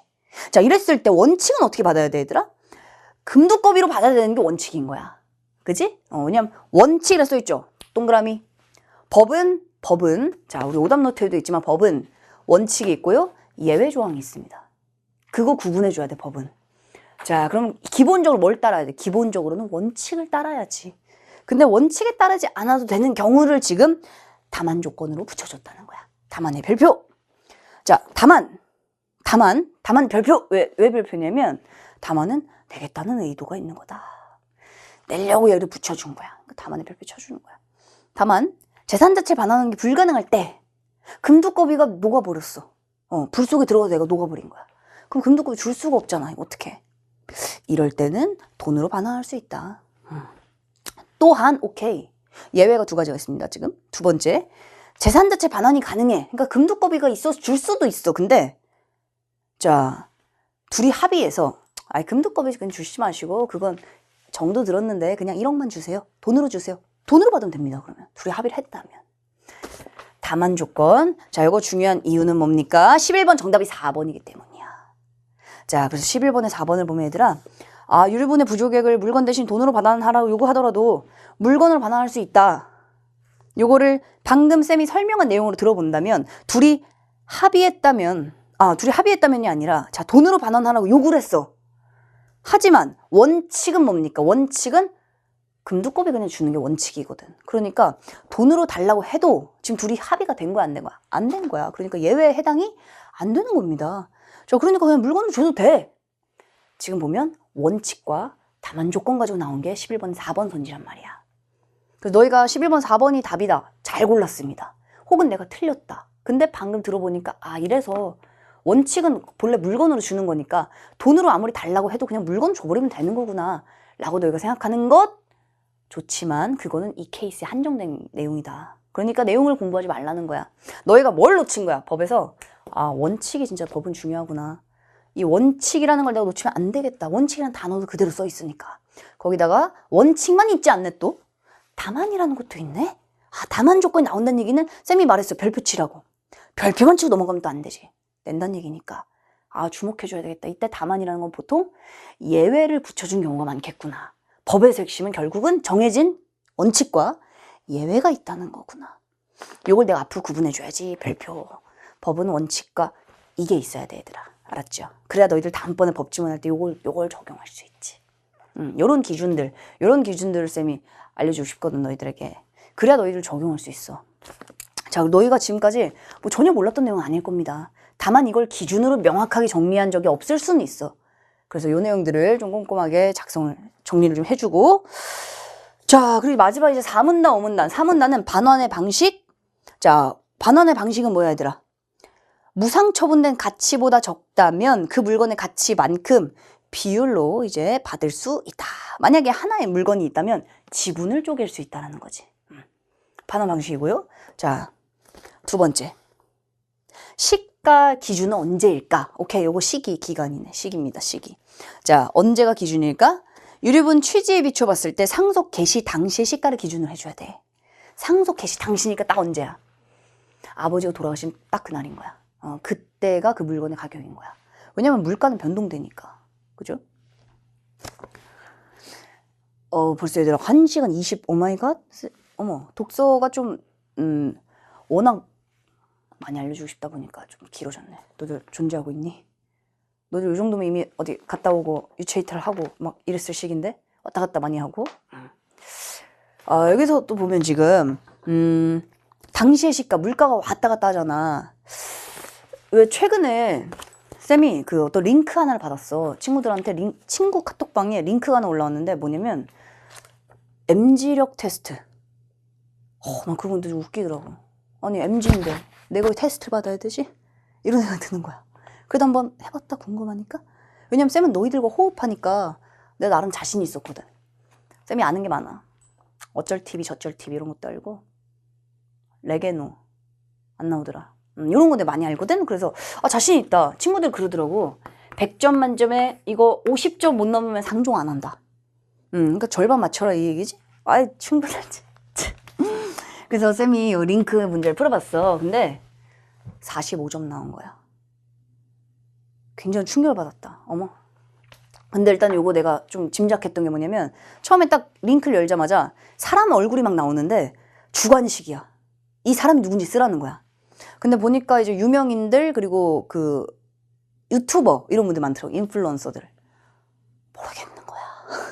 얼굴 어디서 많이 봤는데 도대체 오징어 게임에 나오는 왜 유명한 정호연 씨 있잖아.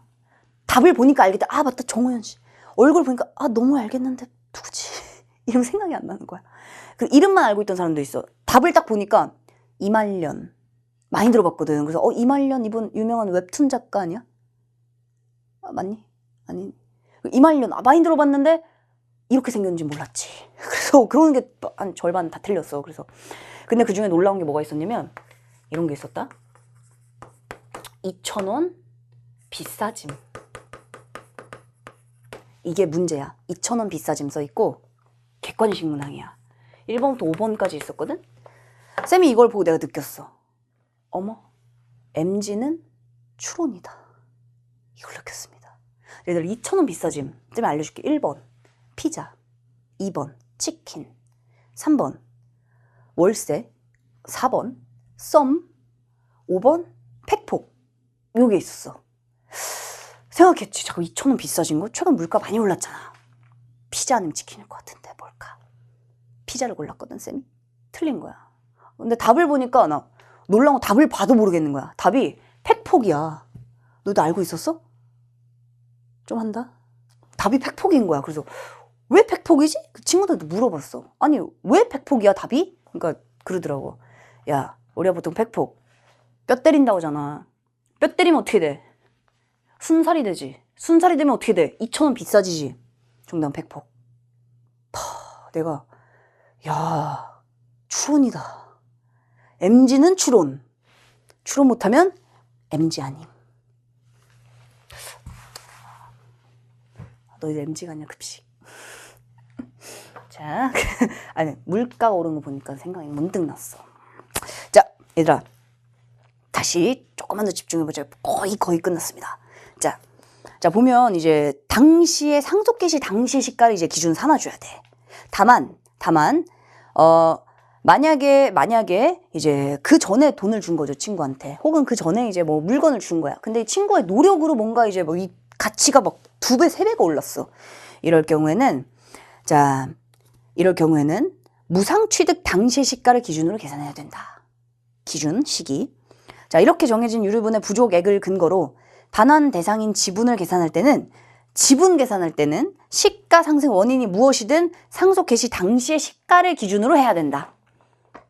뭐 이거는 현실적으로 그럴 수밖에 없을 것 같아.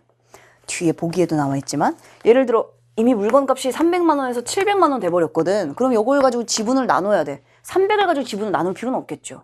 본래 이게 이거라고 해서. 그치? 700 가지고 나눠주는 거야. 자, 다만 상속인이 가져가야 되는 이익은 700은 아닌 겁니다. 그치? 이거는 받은 사람의 노력으로 여기까지 올린 거니까 300이 기준이 되는 거지. 단 지분은 700에서 쪼갠다. 이거 이해되시죠? 자, 유류분이 내용이 좀 어려웠던 이유는 일단 중간중간 이런 수식들도 3개나 들어있어. 근데 사회지문 고난도로 나왔을 때 수식이 3개 나오는 거? 요거 양이 많은 건 아닙니다. 그러니까 너희가 꼭 해줘야 돼. 한번 해봐야 돼. 그리고 주체 체크 잘 해줘야 돼. 이거 잘못하면 너희들이 대체 뭘 어쨌다는 건지를 몰라. 한마디로 누가 누구한테 뭘 했다는 건지 이거 정리가 안 된단 말이야 머릿속에. 그러니까 일문단부터 주체를 잘 봤어야 돼. 돈을 주는 사람이 있고 혹은 물건을 주는 사람이 있고 그걸 무상으로 받는 사람이 있고 혹은 상속인이 또 따로 있다. 이런 내용들.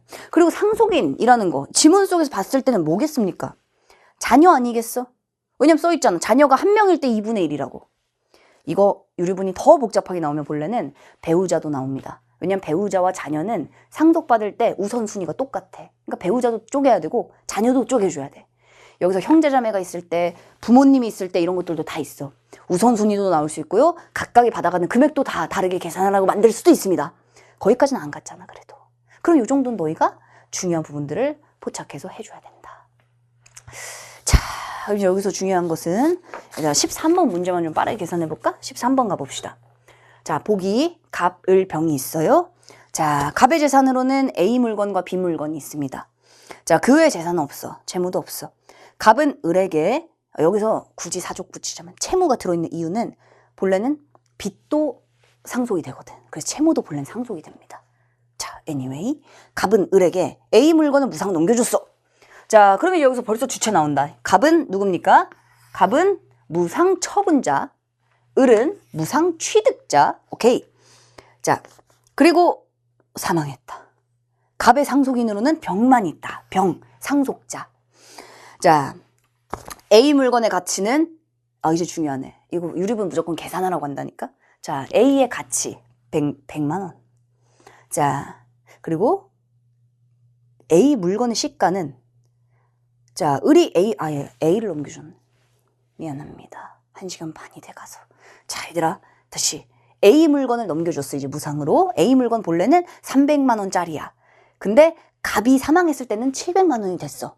넘겨줬던 시점은 300, 지금은 700. 오케이. 자, 병은 3개월 후에 을에게 유류분권을 행사했다. 그리고 B 물건은 이것도 반대로 써놨구나. 자, B 물건이 100만 원. A 물건을 넘겨준 겁니다, 지금. 자, 이렇게 나와 있습니다. 이걸 보는 순간 어차피 물어볼 건 뻔해요. 얼마를 상속인이 받아갈 것인가 이거잖아. 그러면 한번 구분해보자, 얘들아. 얼마를 받아가? 이 상속받을 수 있었던 재산의 절반이야. 그럼 보세요. 단 조건이 있지. 돈이 뛰었잖아. 이게 300이 그대로였다. 문제 껌이지 진짜. 엄청 쉽게 풀 수 있는데 문제는 300에서 700으로 뛰었어. 근데 그 이유는 모릅니다. 이 선택지가 이제 얘기를 하겠지. 조건을 막 줄 거야. 어차피 줄 거니까 우리는 한번 좀 미리 정리하고 들어가 보자. 자, 을의 노력과 무관하게 돈이 뛰었어요. 자, 이 경우에는 얼마를 병을 상속받을 수 있었겠습니까? 자, 일단 100만 원 본래 B 아버지 재산 두 가지 합친 거야. 상속 주는 재산, 자, 상속받은 이익 100, 그리고 유류분 부족이익이 아니라 넘겨준 재산 이 두 개를 더하는 겁니다. 그죠? 자, 100 더하기 800이야. 700. 아무래도 기술은 조금 쉬고 시작해야 되겠다. 자, 일단 법을 마무리해 봅시다. 무관할 때는 원래 아버지 재산은 800인 거야. 그죠? 돌아가신 당시에. 자, 근데 이번에는 을의 노력으로 300을 700으로 자기가 만들었어. 그렇다면 본래 아버지 재산, 을의 노력이 없었다면 본래는 그냥 300짜리인 거야. 그러니까 자, 노력이 있었을 경우에는 어떤 걸 따진다 기준으로? 넘겨받는데. 맞죠? 자, 그러면 100은 뭐 그대로 B 재산을 받았으니까 자, 300인 거야. 400. 그러니까 노력 여하에 따라서 이렇게 차이가 있어. 이 인생의 진리죠. 자, 그럼 800일 때 얼마를 받는다? 400을 받고요. 400일 때는 200을 받는 거야. 오케이. 자, 정해져 있어. 그럼 이제 가보자. 내용은 사실은 어렵지 않습니다. 너희도 할 수 있어 다. 1번. 을의 노력과 무관할 경우에 유류분의 부족액은 얼마입니까? 자, 을의 노력과 무관할 때는 400을 받아야 돼. 지금 근데 나는 100밖에 못 받았어. 맞지? 얼마 더 받아야 돼? 300을 더 받아야 되겠죠. 부족액은 300이 되는 겁니다. 그치? 수식 가지고 지금 계속 풀게 만드는 거야. 당연한 겁니다. 수식 여기 적용하려고 수식 준 거야 지금. 2번. A 물건의 시가 상승이 을의 노력과 이제 무관할 때. 오케이. 똑같이 무관해. 자, 이때 유류분 반환의 대상은 A 물건의 7분의 3이다. 자, 얘들아, 을의 노력과 무관해. 400만 원 받아야 돼. 지금 100만 가지고 있어. 그렇다면 누구한테? 을한테 300 받으면 돼. 근데 을이 돈으로 주는 게 아니라 물건으로 가지고 있잖아. 이 물건이 현재 가치가 700이고 이 중에 얼마를 가져와야 돼? 300만큼은 병 거야. 그러니까 지분으로 따지면 700분의 300이죠. 7분의 3이 되는 거지. 그지? 그대로 맞네. 지분 7분의 3. A 물건 시가 을의 노력 상승했다면 유류분의 부족액은 자, 을의 노력으로 상승했으니까 200만 받아야 돼. 100을 가지고 있어. 얼마만 내놓으면 된다? 100만 다시 받아가면 된다. 그러니까 3번 맞죠? 4번. 을의 노력으로 상승했네. 그렇다면 유류분 반환의 대상은? 자, 그러니까 3, 4번은 벌써 부딪히셨니? 3번에서 100이라고 했잖아. 그럼 4번에서의 지분은 얼마야? 700분의? 그치, 100이 되는 거지. 그럼 7분의 1이 되는 거죠. 3분의 X! 7분의 1이 되는 거지. 자, 정답은 4번입니다. 그러니까 요거 중요하고 얘들아, 시기 너무너무 중요해. 시기 아시겠죠? 자, 5번. 5번은 얘들아 진짜 별표. 이거는 함정에 너희 빠졌을 수도 있어. 이건 진짜 실수했을 수 있어. 아마 너희가 깜짝 놀랐을 수도 있어. 잘 읽어냈는데 답이 4번이랑 5번? 뭐지? 5번도 이상한 대로 생각했을 수 있어. 그래서 너희들이 선택지를 진짜 잘 봐줘야 돼. 만약에 너희가 지문을 제대로 읽었어 이렇게. 근데 보니까 정답이 안 보여. 이럴 때는 선지를 잘 못 읽었을 가능성이 높아. 왠지 아니? 최근에 선택지의 진술이 대단히 디테일해졌고요. 선택지 진술의 함정이 많아졌어. 그러니까 선택지를 다시 한 번만 보더라도 너희들이 실수를 극복할 수 있다는 거야. 얘들 5번 한번 같이 봅시다. A 물건의 시가가 을의 노력으로 상승한 경우와 을의 노력으로 상승한 경우 모두 일단 이거를 묶어놓는 것부터가 약간 이상한 느낌이 든단 말이야. 이럴 경우는 확실히 결과물이 달라지는데 이 둘을 그냥 묶어버렸죠. 이 모두 갑이 상속 당시 소유했던 재산으로부터 병이 취득할 수 있는 이익은 동일하다. 못했어 진짜. 이거 어떻게 낸 건 줄 알아 지금? 한마디로 이 을에게 넘긴 물건은 빼고 이거 얘기하고 있는 거지. 상속 개시 당시 소유했던 재산 얘는 뭐니까? B밖에 없잖아. 노력을 했든 노력을 안 했든 결국은 이 B의 가치는 그냥 100으로 고정돼 있으니까 소유했던 재산으로부터의 이익은 100으로 동일한 거죠. 자, 이걸 잘못 보면 너희들 소유했던 재산으로부터를 놓쳤을 수 있다는 거야. 한마디로 이렇든 이익이 동일해? 이익이 동일하지 않잖아 절대로. 그냥 A까지 다 따져본다면 이게 400이냐 200이냐 차이인데 이익이 완전 다르잖아. 하지만 여기서 말하고 있는 것은 B만 얘기하고 있다. 페이크다. 자, 그래서 여기서 소유했던 재산으로부터니까 함정입니다. 그래서 다시금 답이 안 보인다? 선택지 한 번 더 읽어보자. 선택지 자체의 진술에 관했을 수 있다. 자, 정답은 4번입니다. 자, 그럼 얘들아 이제 우리가 마지막으로 이제 기술로 한번 가보도록 합시다. 자, 얘들아 이어서 한번 가보도록 하자.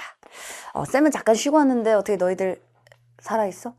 너희도 한번 이렇게 어깨 한번 돌려주고 스트레칭 이거 진짜 중요하다.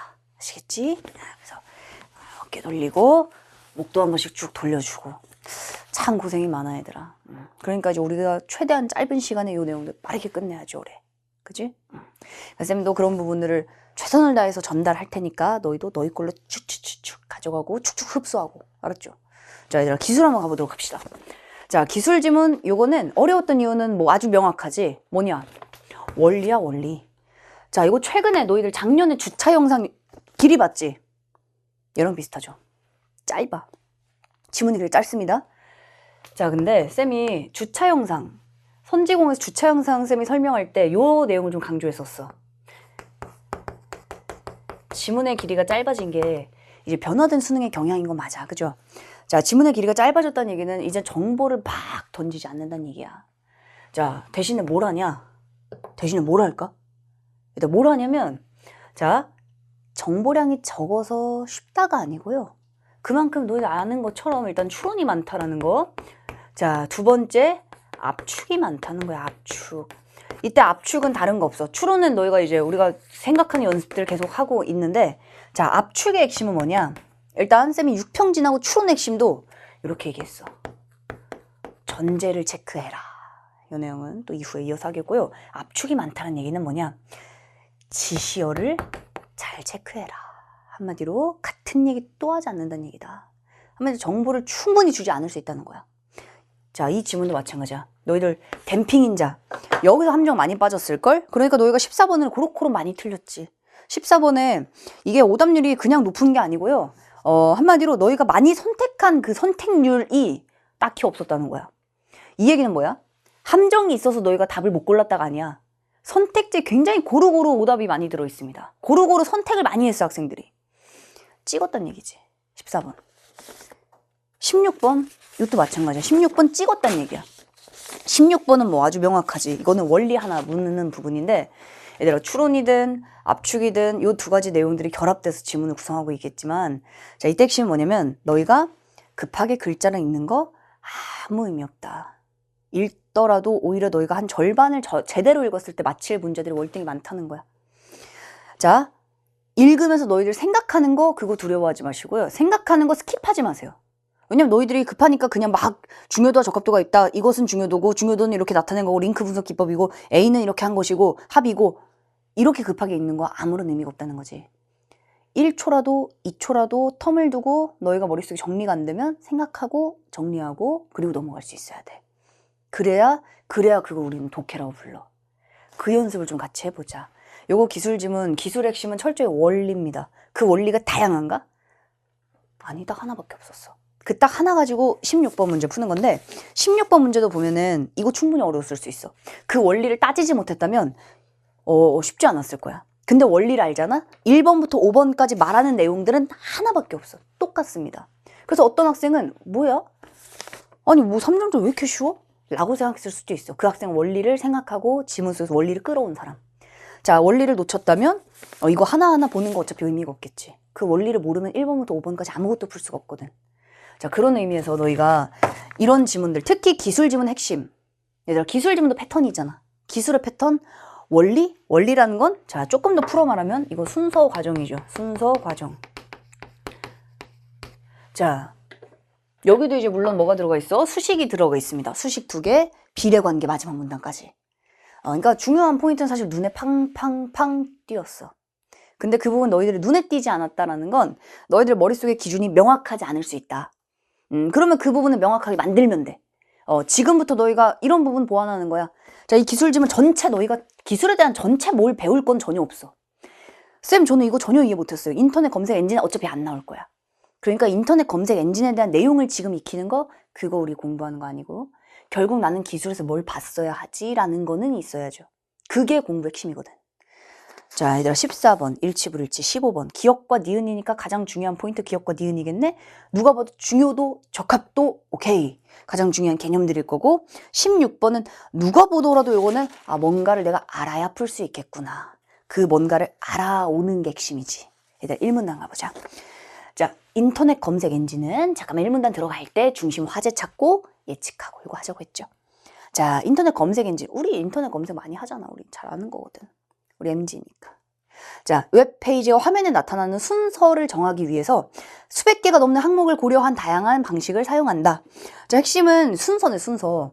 그지? 왜냐면 검색했을 때 뭐가 먼저 뜨냐가 되게 중요하잖아. 우리 네이버, 다음, 메인 딱 들어가면 어떤 기사가 먼저 있는지. 그거 얼마나 경쟁 치열하겠어. 그죠? 자, 근데 다양한 방식으로 이런 것들이 있는데 대표적인 걸로 중요도와 적합도를 사용한다. 그럼 당연히 중요도가 뭔지 적합도가 뭔지가 가장 중요하겠고 중요도에 따라서 순서는 어떻게 될지 적합도에 따라 순서는 어떻게 될지 이게 이제 중요할 겁니다. 그 생각을 하고 들어갔는지를 너희들은 비교해 봐야 돼. 내가 이 생각을 못했네. 그냥 중요도 적합도만 보고 막 들어갔네. 중요도와 적합도가 왜 나왔는지가 핵심이야 지금. 1문단. 쌤, 이 주문은 별로 그런 거 없잖아요. 물론 여기는 결과 안 알려줬지. 결과 안 알려줬고 그냥 중요도 이런 거야. 적합도 이런 거야. 라고 알려줬는데 당연히 얘들아. 중요도가 높을수록 그죠? 적합도가 높을수록 순서. 그치? 자, 그 내용들 여긴 나오지 않았으나 그게 기술의 포인트라는 거야. 한마디로 중요도와 적합도 우리가 왜 보고 있는데? 우리 순서 확인하려고 보고 있는 거거든 지금. 그 생각은 이 지문에서는 필요가 없었다 할지라도 필요하다. 기술에서. 알았지? 굉장히 전형적인 일문단이야 지금. 자, 우린 지금 검색어를 포함하는 그 웹페이지가 화면에 나타나는 순서를 보기 위해서 우리는 이제 중요도와 적합도를 볼 겁니다. 자, 중요도는 뭘까? 기억! 웹페이지의 중요성을 값으로 나타낸 것으로 중요성을 값으로 한마디로 뭐 수치로 나타냈겠지? 자, 링크 분석 기법 측정할 수 있다. 우리가 보통 생각해보면 중요도라는 건 뭔가 되게 주관적일 것 같은데 아닌가 봐. 철저히 계산하는 방법이 있습니다. 자, 웹페이지 A라는 게 있고 자, 이때 중요도라는 건 뭐냐면 A를 링크한 각 웹페이지로부터 받는 값의 합이다. 수식 1. 수식 1. 자, A를 링크한 이거를 뭐 도식화를 그려보면 A를 링크한 다른 웹페이지들로부터 받는 값의 합인 거야. 이거 이해가 되지? 일단 요거는 첫 번째 수식 1번이니까 요거는 아주 출제 중요 포인트 1번. 자, 그리고 이렇게 A가 받았어. 값을 받았어. 자, 뭐 값이라는 게 우리 모르겠지만 뭐 이렇게 정해져 있겠죠. 쭉 받았어. 받고 나면 그 값을 다 더한 게 이제 지금 여기 있는 A의 값입니다. 계산은 쉽게 해야 돼. 쌤이 문과라. 자, 1, 2, 3, 2. 좋아. 자, 그래서 3, 5, 8입니다. 8이라는 숫자를 받았어. 자, 그리고 나서 A의 값을 이렇게 받은 A는 A가 링크한 또 다른 웹페이지들 이번에는 A로부터 뻗어나온 또 다른 웹페이지들에게 균등하게 나눠준다는 거야. 균등하게. 예를 들어 A가 4를 받았고 균등하게 둘에게 나눠준다면 2로 나눠준다. 일단 여기까지 원리는 보이지 얘들아. 중요도와 관련해서 각각의 웹페이지가 어떤 관계가 있는가, 중요도의 값이라는 거 어떻게 결정하는가, 요거는 보이죠? 보이지? 자, 그래서 요거 너희가 짚고 넘어가 줘야 돼. 요거 얘들아, 쌤도 인터넷 검색인지 이거 처음 본다? 처음 보지만 너희들 다 처음 봤잖아? 하지만 우리는 보면은 생각해낼 수 있어. 원리를 알려줬어요. 자, 안 보이면은 다시 봐야 돼. 어차피 이거 못 보면은 뒤에 거 읽을 필요가 없어요. 자, 다시 A가 받는 값을 다 더한 게 A야. 이거 충분히 할 수 있잖아. 이 산수죠. 이게 다 더한 거고. 자, 그리고 얘가 또 나눠줘. 근데 이때는 균등하게 나눠준다. 반반. 4개 웹페이지면은 1씩 나눠주면 되겠지. 여기까지의 원리는 크게 어렵지 않습니다. 근데 두 웹페이지가 실제로 받는 근데 두 웹페이지 누구?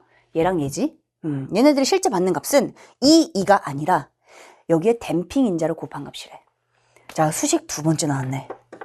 수식 2번째. 자, 이들이 균등 분배 받는 값은 곱하기 댐핑 인자, 요거 값을 받습니다. 그러니까 실제로 2를 받는 게 아니야. 그럼 이제 당연히 뭐가 중요해? 댐핑 인자가 뭐지? 쉽게 뭔데 갑자기 끼어들었네? 자, 약간 긴장 상태에서 너희들 댐핑 인자가 뭔지를 찾아갔겠죠. 자, 바로 나옵니다. 댐핑 인자 동그라미. 자, 사용자들이 웹페이지를 읽다가 링크를 통해 다른 웹페이지로 이동하지 않는 비율이래. 정확하게 이동하지 않는 비율을 반영하고 있대. 이게 댐핑 인자야. 자, 아니 이동하지 않는 비율을 반영한다는 게 뭔 개소리야? 자, 일단 댐핑 인자 정의를 너희가 체크해주면 돼. 정의는 다른 웹페이지로 이동하지 않는 비율을 뭔가 반영했대. 그리고 바로 이어서 나오지. 자, 여기가 중요하다. 보세요. 1 미만의 값이야. 근데 댐핑 인자라는 건 모든 링크에 동일하게 적용되는데, 그러니까 다행히도 2랑 2에게 댐핑 인자를 곱한다면서 이때 댐핑 인자는 하나인 겁니다. 그러니까 수치는 똑같아. 자, 가령 그 비율이 20%면 잠깐만, 그 비율이 뭐야? 쌤이 말했지. 정보량이 적다는 건 너희가 쉽게 볼 수 있는 게 아니라고. 같은 얘기 반복하지 않기 때문에 자, 뒤에서 잡아주는 말들 나올 수 있습니다. 뒤에서 앞의 내용을 지시하는 말들 나올 수 있어. 연결해줘야 돼. 자, 요거 봐봐. 요거 때문에 너희들이 14번을 틀린 거라니까.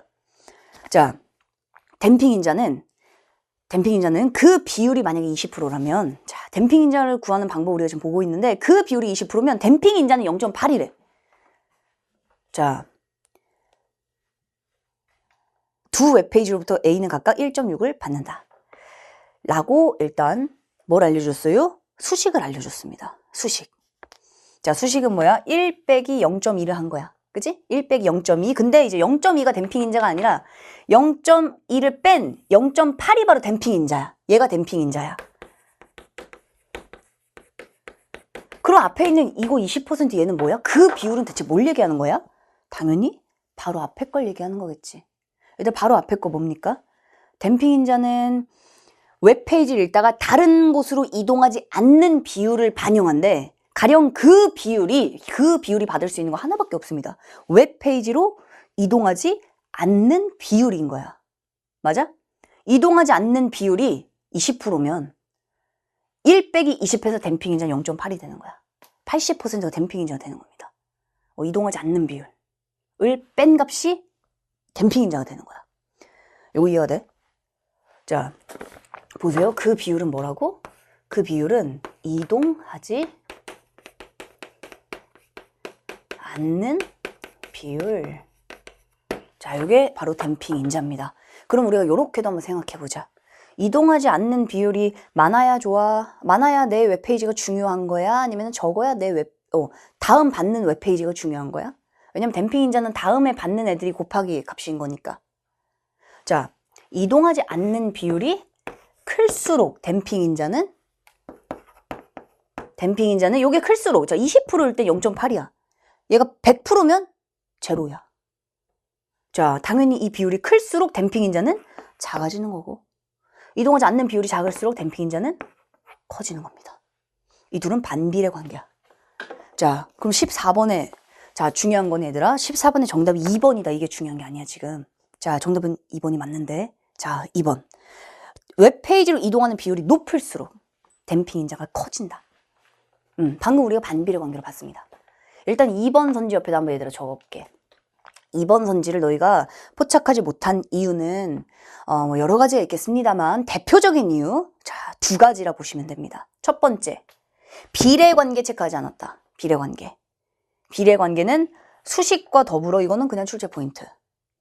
자, 2번째, 지시어를 연결하지 않았다요. 아마도 너희들 지시어 연결을 잘 안 했을 겁니다. 그 비율이라는 게 20%야. 그럼 댐핑 인자는 나머지겠지, 80%. 그죠? 근데 그 비율이 대체 뭐였냐라는 거야. 언제나 앞에 걸 봤잖아. 거기다 그 비율이 될 수 있는 거, 비율이란 말은 이동하지 않는 비율 하나밖에 없어요. 이동하지 않는 비율이 그 비율. 이게 20%면 댐핑은 80%. 얘가 30%면 댐핑은 70%. 얘가 90%면 댐핑은 10%. 둘은 반비례 관계.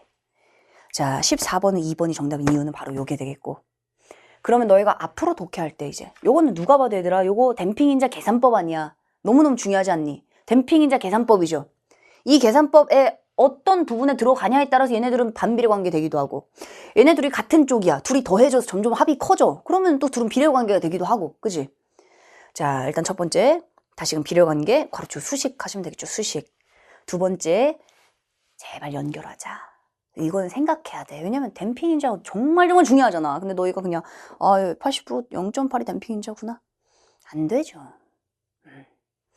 그래서 14번, 2번 정답 선택지는 굉장히 중요한 핵심에서 출제가 됐다는 걸 너희가 꼭 기억해 줘야 돼. 그리고 독해할 때 그 부분을 다시 봐야 돼. 그리고 이 부분이 대체 뭐길래 내 눈길을 끌어야 되는가. 이걸 너희가 주목해 줘야 돼. 2가지 포인트 말했습니다. 지금 쌤이. 이해가 되지? 자. 그러고 나서 이제 그러면 2를 받는 것이 아니라 뭘 받는다고? 1.6을 받는다. 왜냐? 0.8을 곱하니까. 그래서 1.6을 받는데. 자, 그리고 웹페이지로부터 받는 값을 모두 반영하게 되는 것이 바로 웹페이지의 중요도이다. 자, 링크를 통해 받는 값을 모두 반영했을 때 한마디로 다 더하면 되죠. 이거 앞에서 했던 말이잖아. 중요도라는 건 받는 값을 다 더한다고. 그게 중요도다. 자, 그래서 이 내용은 그리고 계속 바뀐다.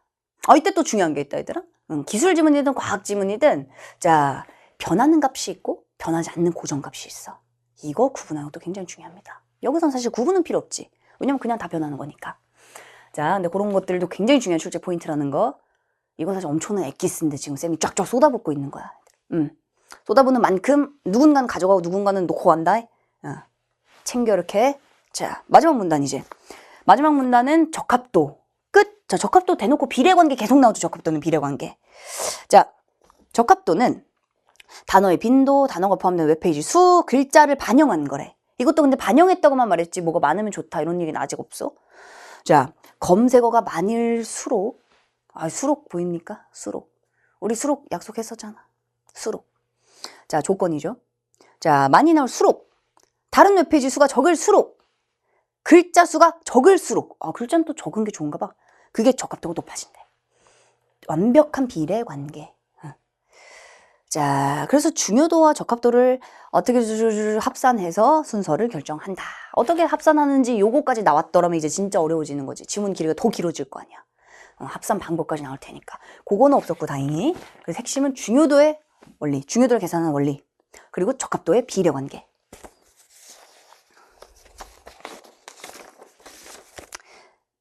자, 얘들아, 15번은 5번을 보시면, 자, 정답만 봅시다. 주제를 간략하게 설명하되 주제와 관련된 단어를 자주 사용해서 니은을 높인다. 완벽한 비례 관계죠. 적합도는 마지막 문단 하나밖에 없어, 심지어. 자, 주제를 간략하게 설명한다라는 건 뭐의 다른 말이야? 그지? 글자를 적게 한다. 그죠? 글자를 적게. 주제 관련된 단어, 검색어 아니겠습니까? 검색어를 많이. 적합도를 높이는 방법이지. 나머지 내용은 뭐 함정이라기보다는 그냥 다 이렇게 바꿔놨죠. 1번도 기억을, 니은인데 기억으로 바꿔놨고. 자, 그래서 우리 16번으로 바로 넘어가 보도록 하겠습니다. 자, 쌤이 여기다 그림을 간단히 그려놨어. 이 내용 좀 같이 보자. 자, 오케이. 자, 일단 그림 보니까 어떤 관계를 가지고 있는지 화살표 되어 있고, 자, 일단 원리를 보고 왔기 때문에 우리는 다른 거 필요 없이 원리 하나만 가지고 푸는 거라서 큰 부담 없어. 왜냐면 방금 우리 봤으니까 같이 한번 다시 풀어보자, 얘들아. 자, 댐핑 인자는 0.5. 오케이. 얘 왜 나온지 알지? 얘 곱해줘야 되고. 중요도는 D와 E는 16으로 결정돼 있네. 좋습니다. 자, 그러면 뭐 계산하고 싶어져, 그치? 16 곱하기 0.5 하면은 얘는 8, 그죠? 근데 봐, 여기서 이제 이게 중요하다. 얘가 A의 중요도는 그렇다면 8인가? 아니지? 왜냐? 얘에게 들어가는 게 지금 두 군데가 있어요. 이 중에 여기서 들어가는 게 얘는 8인 거야. 맞지? 여기서 들어가는 건 계산해줘야 돼. 산수로 2번 해줘야 돼. 아유, 재밌어라. 자, 16 여기서 0.5니까 B로 들어갈 때는 8이겠고, 자, B에서 이제 A로 갈 때는 어떻게 들어가 줘야 된다? 이것도 또 중요하다. 이것도. 왜냐? 너희가 여기만 몰입하는 순간 얘를 다 보내버릴 수가 있어. B는 양쪽 쪼개지니까 절반을 잘라서 균등 배분해줘야지. 원리는 다 그거밖에 없습니다. 덤핑 인자를 곱한다? 배분한다. 2개라면 2분의 1, 3개라면 3분의 1, 4개라면 4분의 1로 배분한다. 배분해서 댐핑 인자를 곱해서 넘겨준다. 받은 것들을 다 더하는 게 중요도. 자, 얘들아, 그럼 1번부터 한번 가보자. 선택지 1번부터. 자, 일단 A의 중요도는, 자, 바로 나오네. A의 중요도. 어차피 계산했어야 되는 거네? 자, 일단 A의 중요도는 8 더하기. 이쪽에서 오는 것만 체크 잘해주면 되겠다. 자, 얘들 할 수 있어? 16, 8로 보냅니다. 그럼 B의 중요도는 뭐야? 얘는 8이야. 8인데, A와 C로 이제 쪼개지지. 몇씩 줘야 돼? 4, 4 주면 돼. 자, 4, 4 주는데 4, 4를 그냥 주면 안 되고 4를 주면서 동시에 0.5를 곱해줘야 되겠네. 그러면은 4를 주는 게 아니라 얼마를 주는 거야? 그치, 2를 주는 거야. 얘도 2를 주는 겁니다. 자, 그러면 1번 A의 중요도는 8 더하기 2니까 10. 이거 가지고 그대로 하는 거 X. 자, 2번 A는 B와 D로부터 각각 받는 값 8과 2니까 X. 자, 3번 B에서 A로 링크가 끊어지면 이제는 약간 응용을 시키는 우리한테. 자, B에서 A로 링크가 끊어진대. 이렇게 싹 끊어졌어. 끊어지면 B와 C의 중요도는 같다. 해보자고요. 자, B의 중요도 일단 8이었어. 자, C의 중요도. 링크가 끊어졌으니까 이제 8. A로 갈 필요 없이 C한테 몰빵해주면 되겠네, 그지? 근데 C한테 몰빵하는데 0.5로 곱해야지. 그러니까 뭡니까? 같아요? X. 4잖아, C는. 그러니까 X. 자, 4번.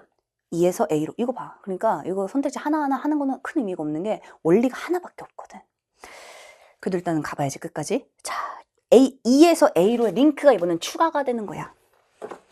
자, 요렇게 추가가 됩니다. 그러면 이제 2도 나가는 게 2개가 되네. 자, 추가가 되면 B의 중요도는 6이다. 자, 요것만 따져보면 되겠습니다. 얘랑 나뉘니까 16이잖아. 16을 몇과 몇으로? 8, 8로 나눠줘야 돼. 8 곱하기 0.5니까 4 X. 봐봐, 지금 보니까 이거였어? 이런 생각이 들지. 그래서 기술은 너희가 지문에서 시간을 좀 더 쓰더라도 원리를 반드시 파악하고 넘어가야 돼. 올해 3월 학평도 쌤이 기억이 나. 올해 3월 학평도 기술 지문 진짜 어려웠잖아. 지문의 길이는 짧았어요. 심지어 그 기술 지문 쌤이 기억할 때 원리가 한 줄인가 2줄밖에 없었어, 지문 속에.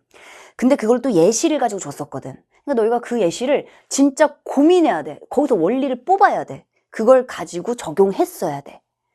어차피 그거 못하면 문제 못 풉니다. 물론 일치, 불일치 몇 개는 맞힐 수 있을 수도 있어.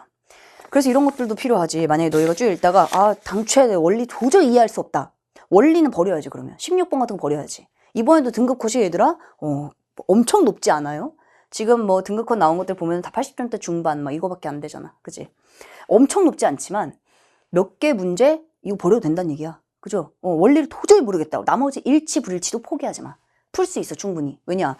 내용이 그대로 써 있는 것들이 일치, 불일치니까. 그런 것들도 해결할 수가 있단 말이야. 물론 우리의 목적은 기술 지문 읽으면서 너희들 어떤 상황이든 몇 점이든 원리는 누구나 찾아낼 수 있다. 이걸 절대 잊지 마. 이거 생각하면 찾아낼 수 있어. 그걸 너희들 문제 풀 때 끊임없이 끝까지 고민해야 돼. 집요하게. 자, 마지막 5번 갑시다. 그럼 답은 5번밖에 안 되겠다. 자, 2에서 C로 이제 링크가 추가가 되면, 자, 이번에는 2에서 C로 링크 추가. 요거 지우고 2에서 C로 링크 추가. 자, C의 중요도는 오이다. C의 중요도 가보면 되겠다. 자, 일단 복잡해라. 자, 일단 16, 16인데 88로 나누어서 줍니다. 두 갈래 나가는 거 보이지 얘들아? 두 갈래? 오케이. 자, 여기로 나가고 나면 얘는 4가 되고요. 자, 얘 여기로 가면은 뭐가 될까? 4가 됩니다. 4. 오케이. 자, 그 다음에 C는 B로부터도 또 받아줘야 돼. 근데 4는 이렇게 양쪽으로 쪼개지잖아. 그치? 여기로 가고 여기로도 가니까 그대로 2로 나뉘어지지만 1을 받진 않죠. 0.5를 곱해줘야지. 1을 받겠네. 4 더하기 1이니까 이거 5가 되는 겁니다. 그러니까 선지 판단 자체는 유아틱한 선택지야. 하지만 원리는 절대로 유아틱하지 않다. 원리는 굉장히 좀 난도가 있는 편이야. 그래서 너희가 이 원리를 뽑아서 이걸 가지고 적용해서 풀었다. 정말 잘한 겁니다. 진짜 잘한 거야. 근데 놓쳤어도 마찬가지. 하면은 정말 잘하게 되는 거야. 이해가 되시죠?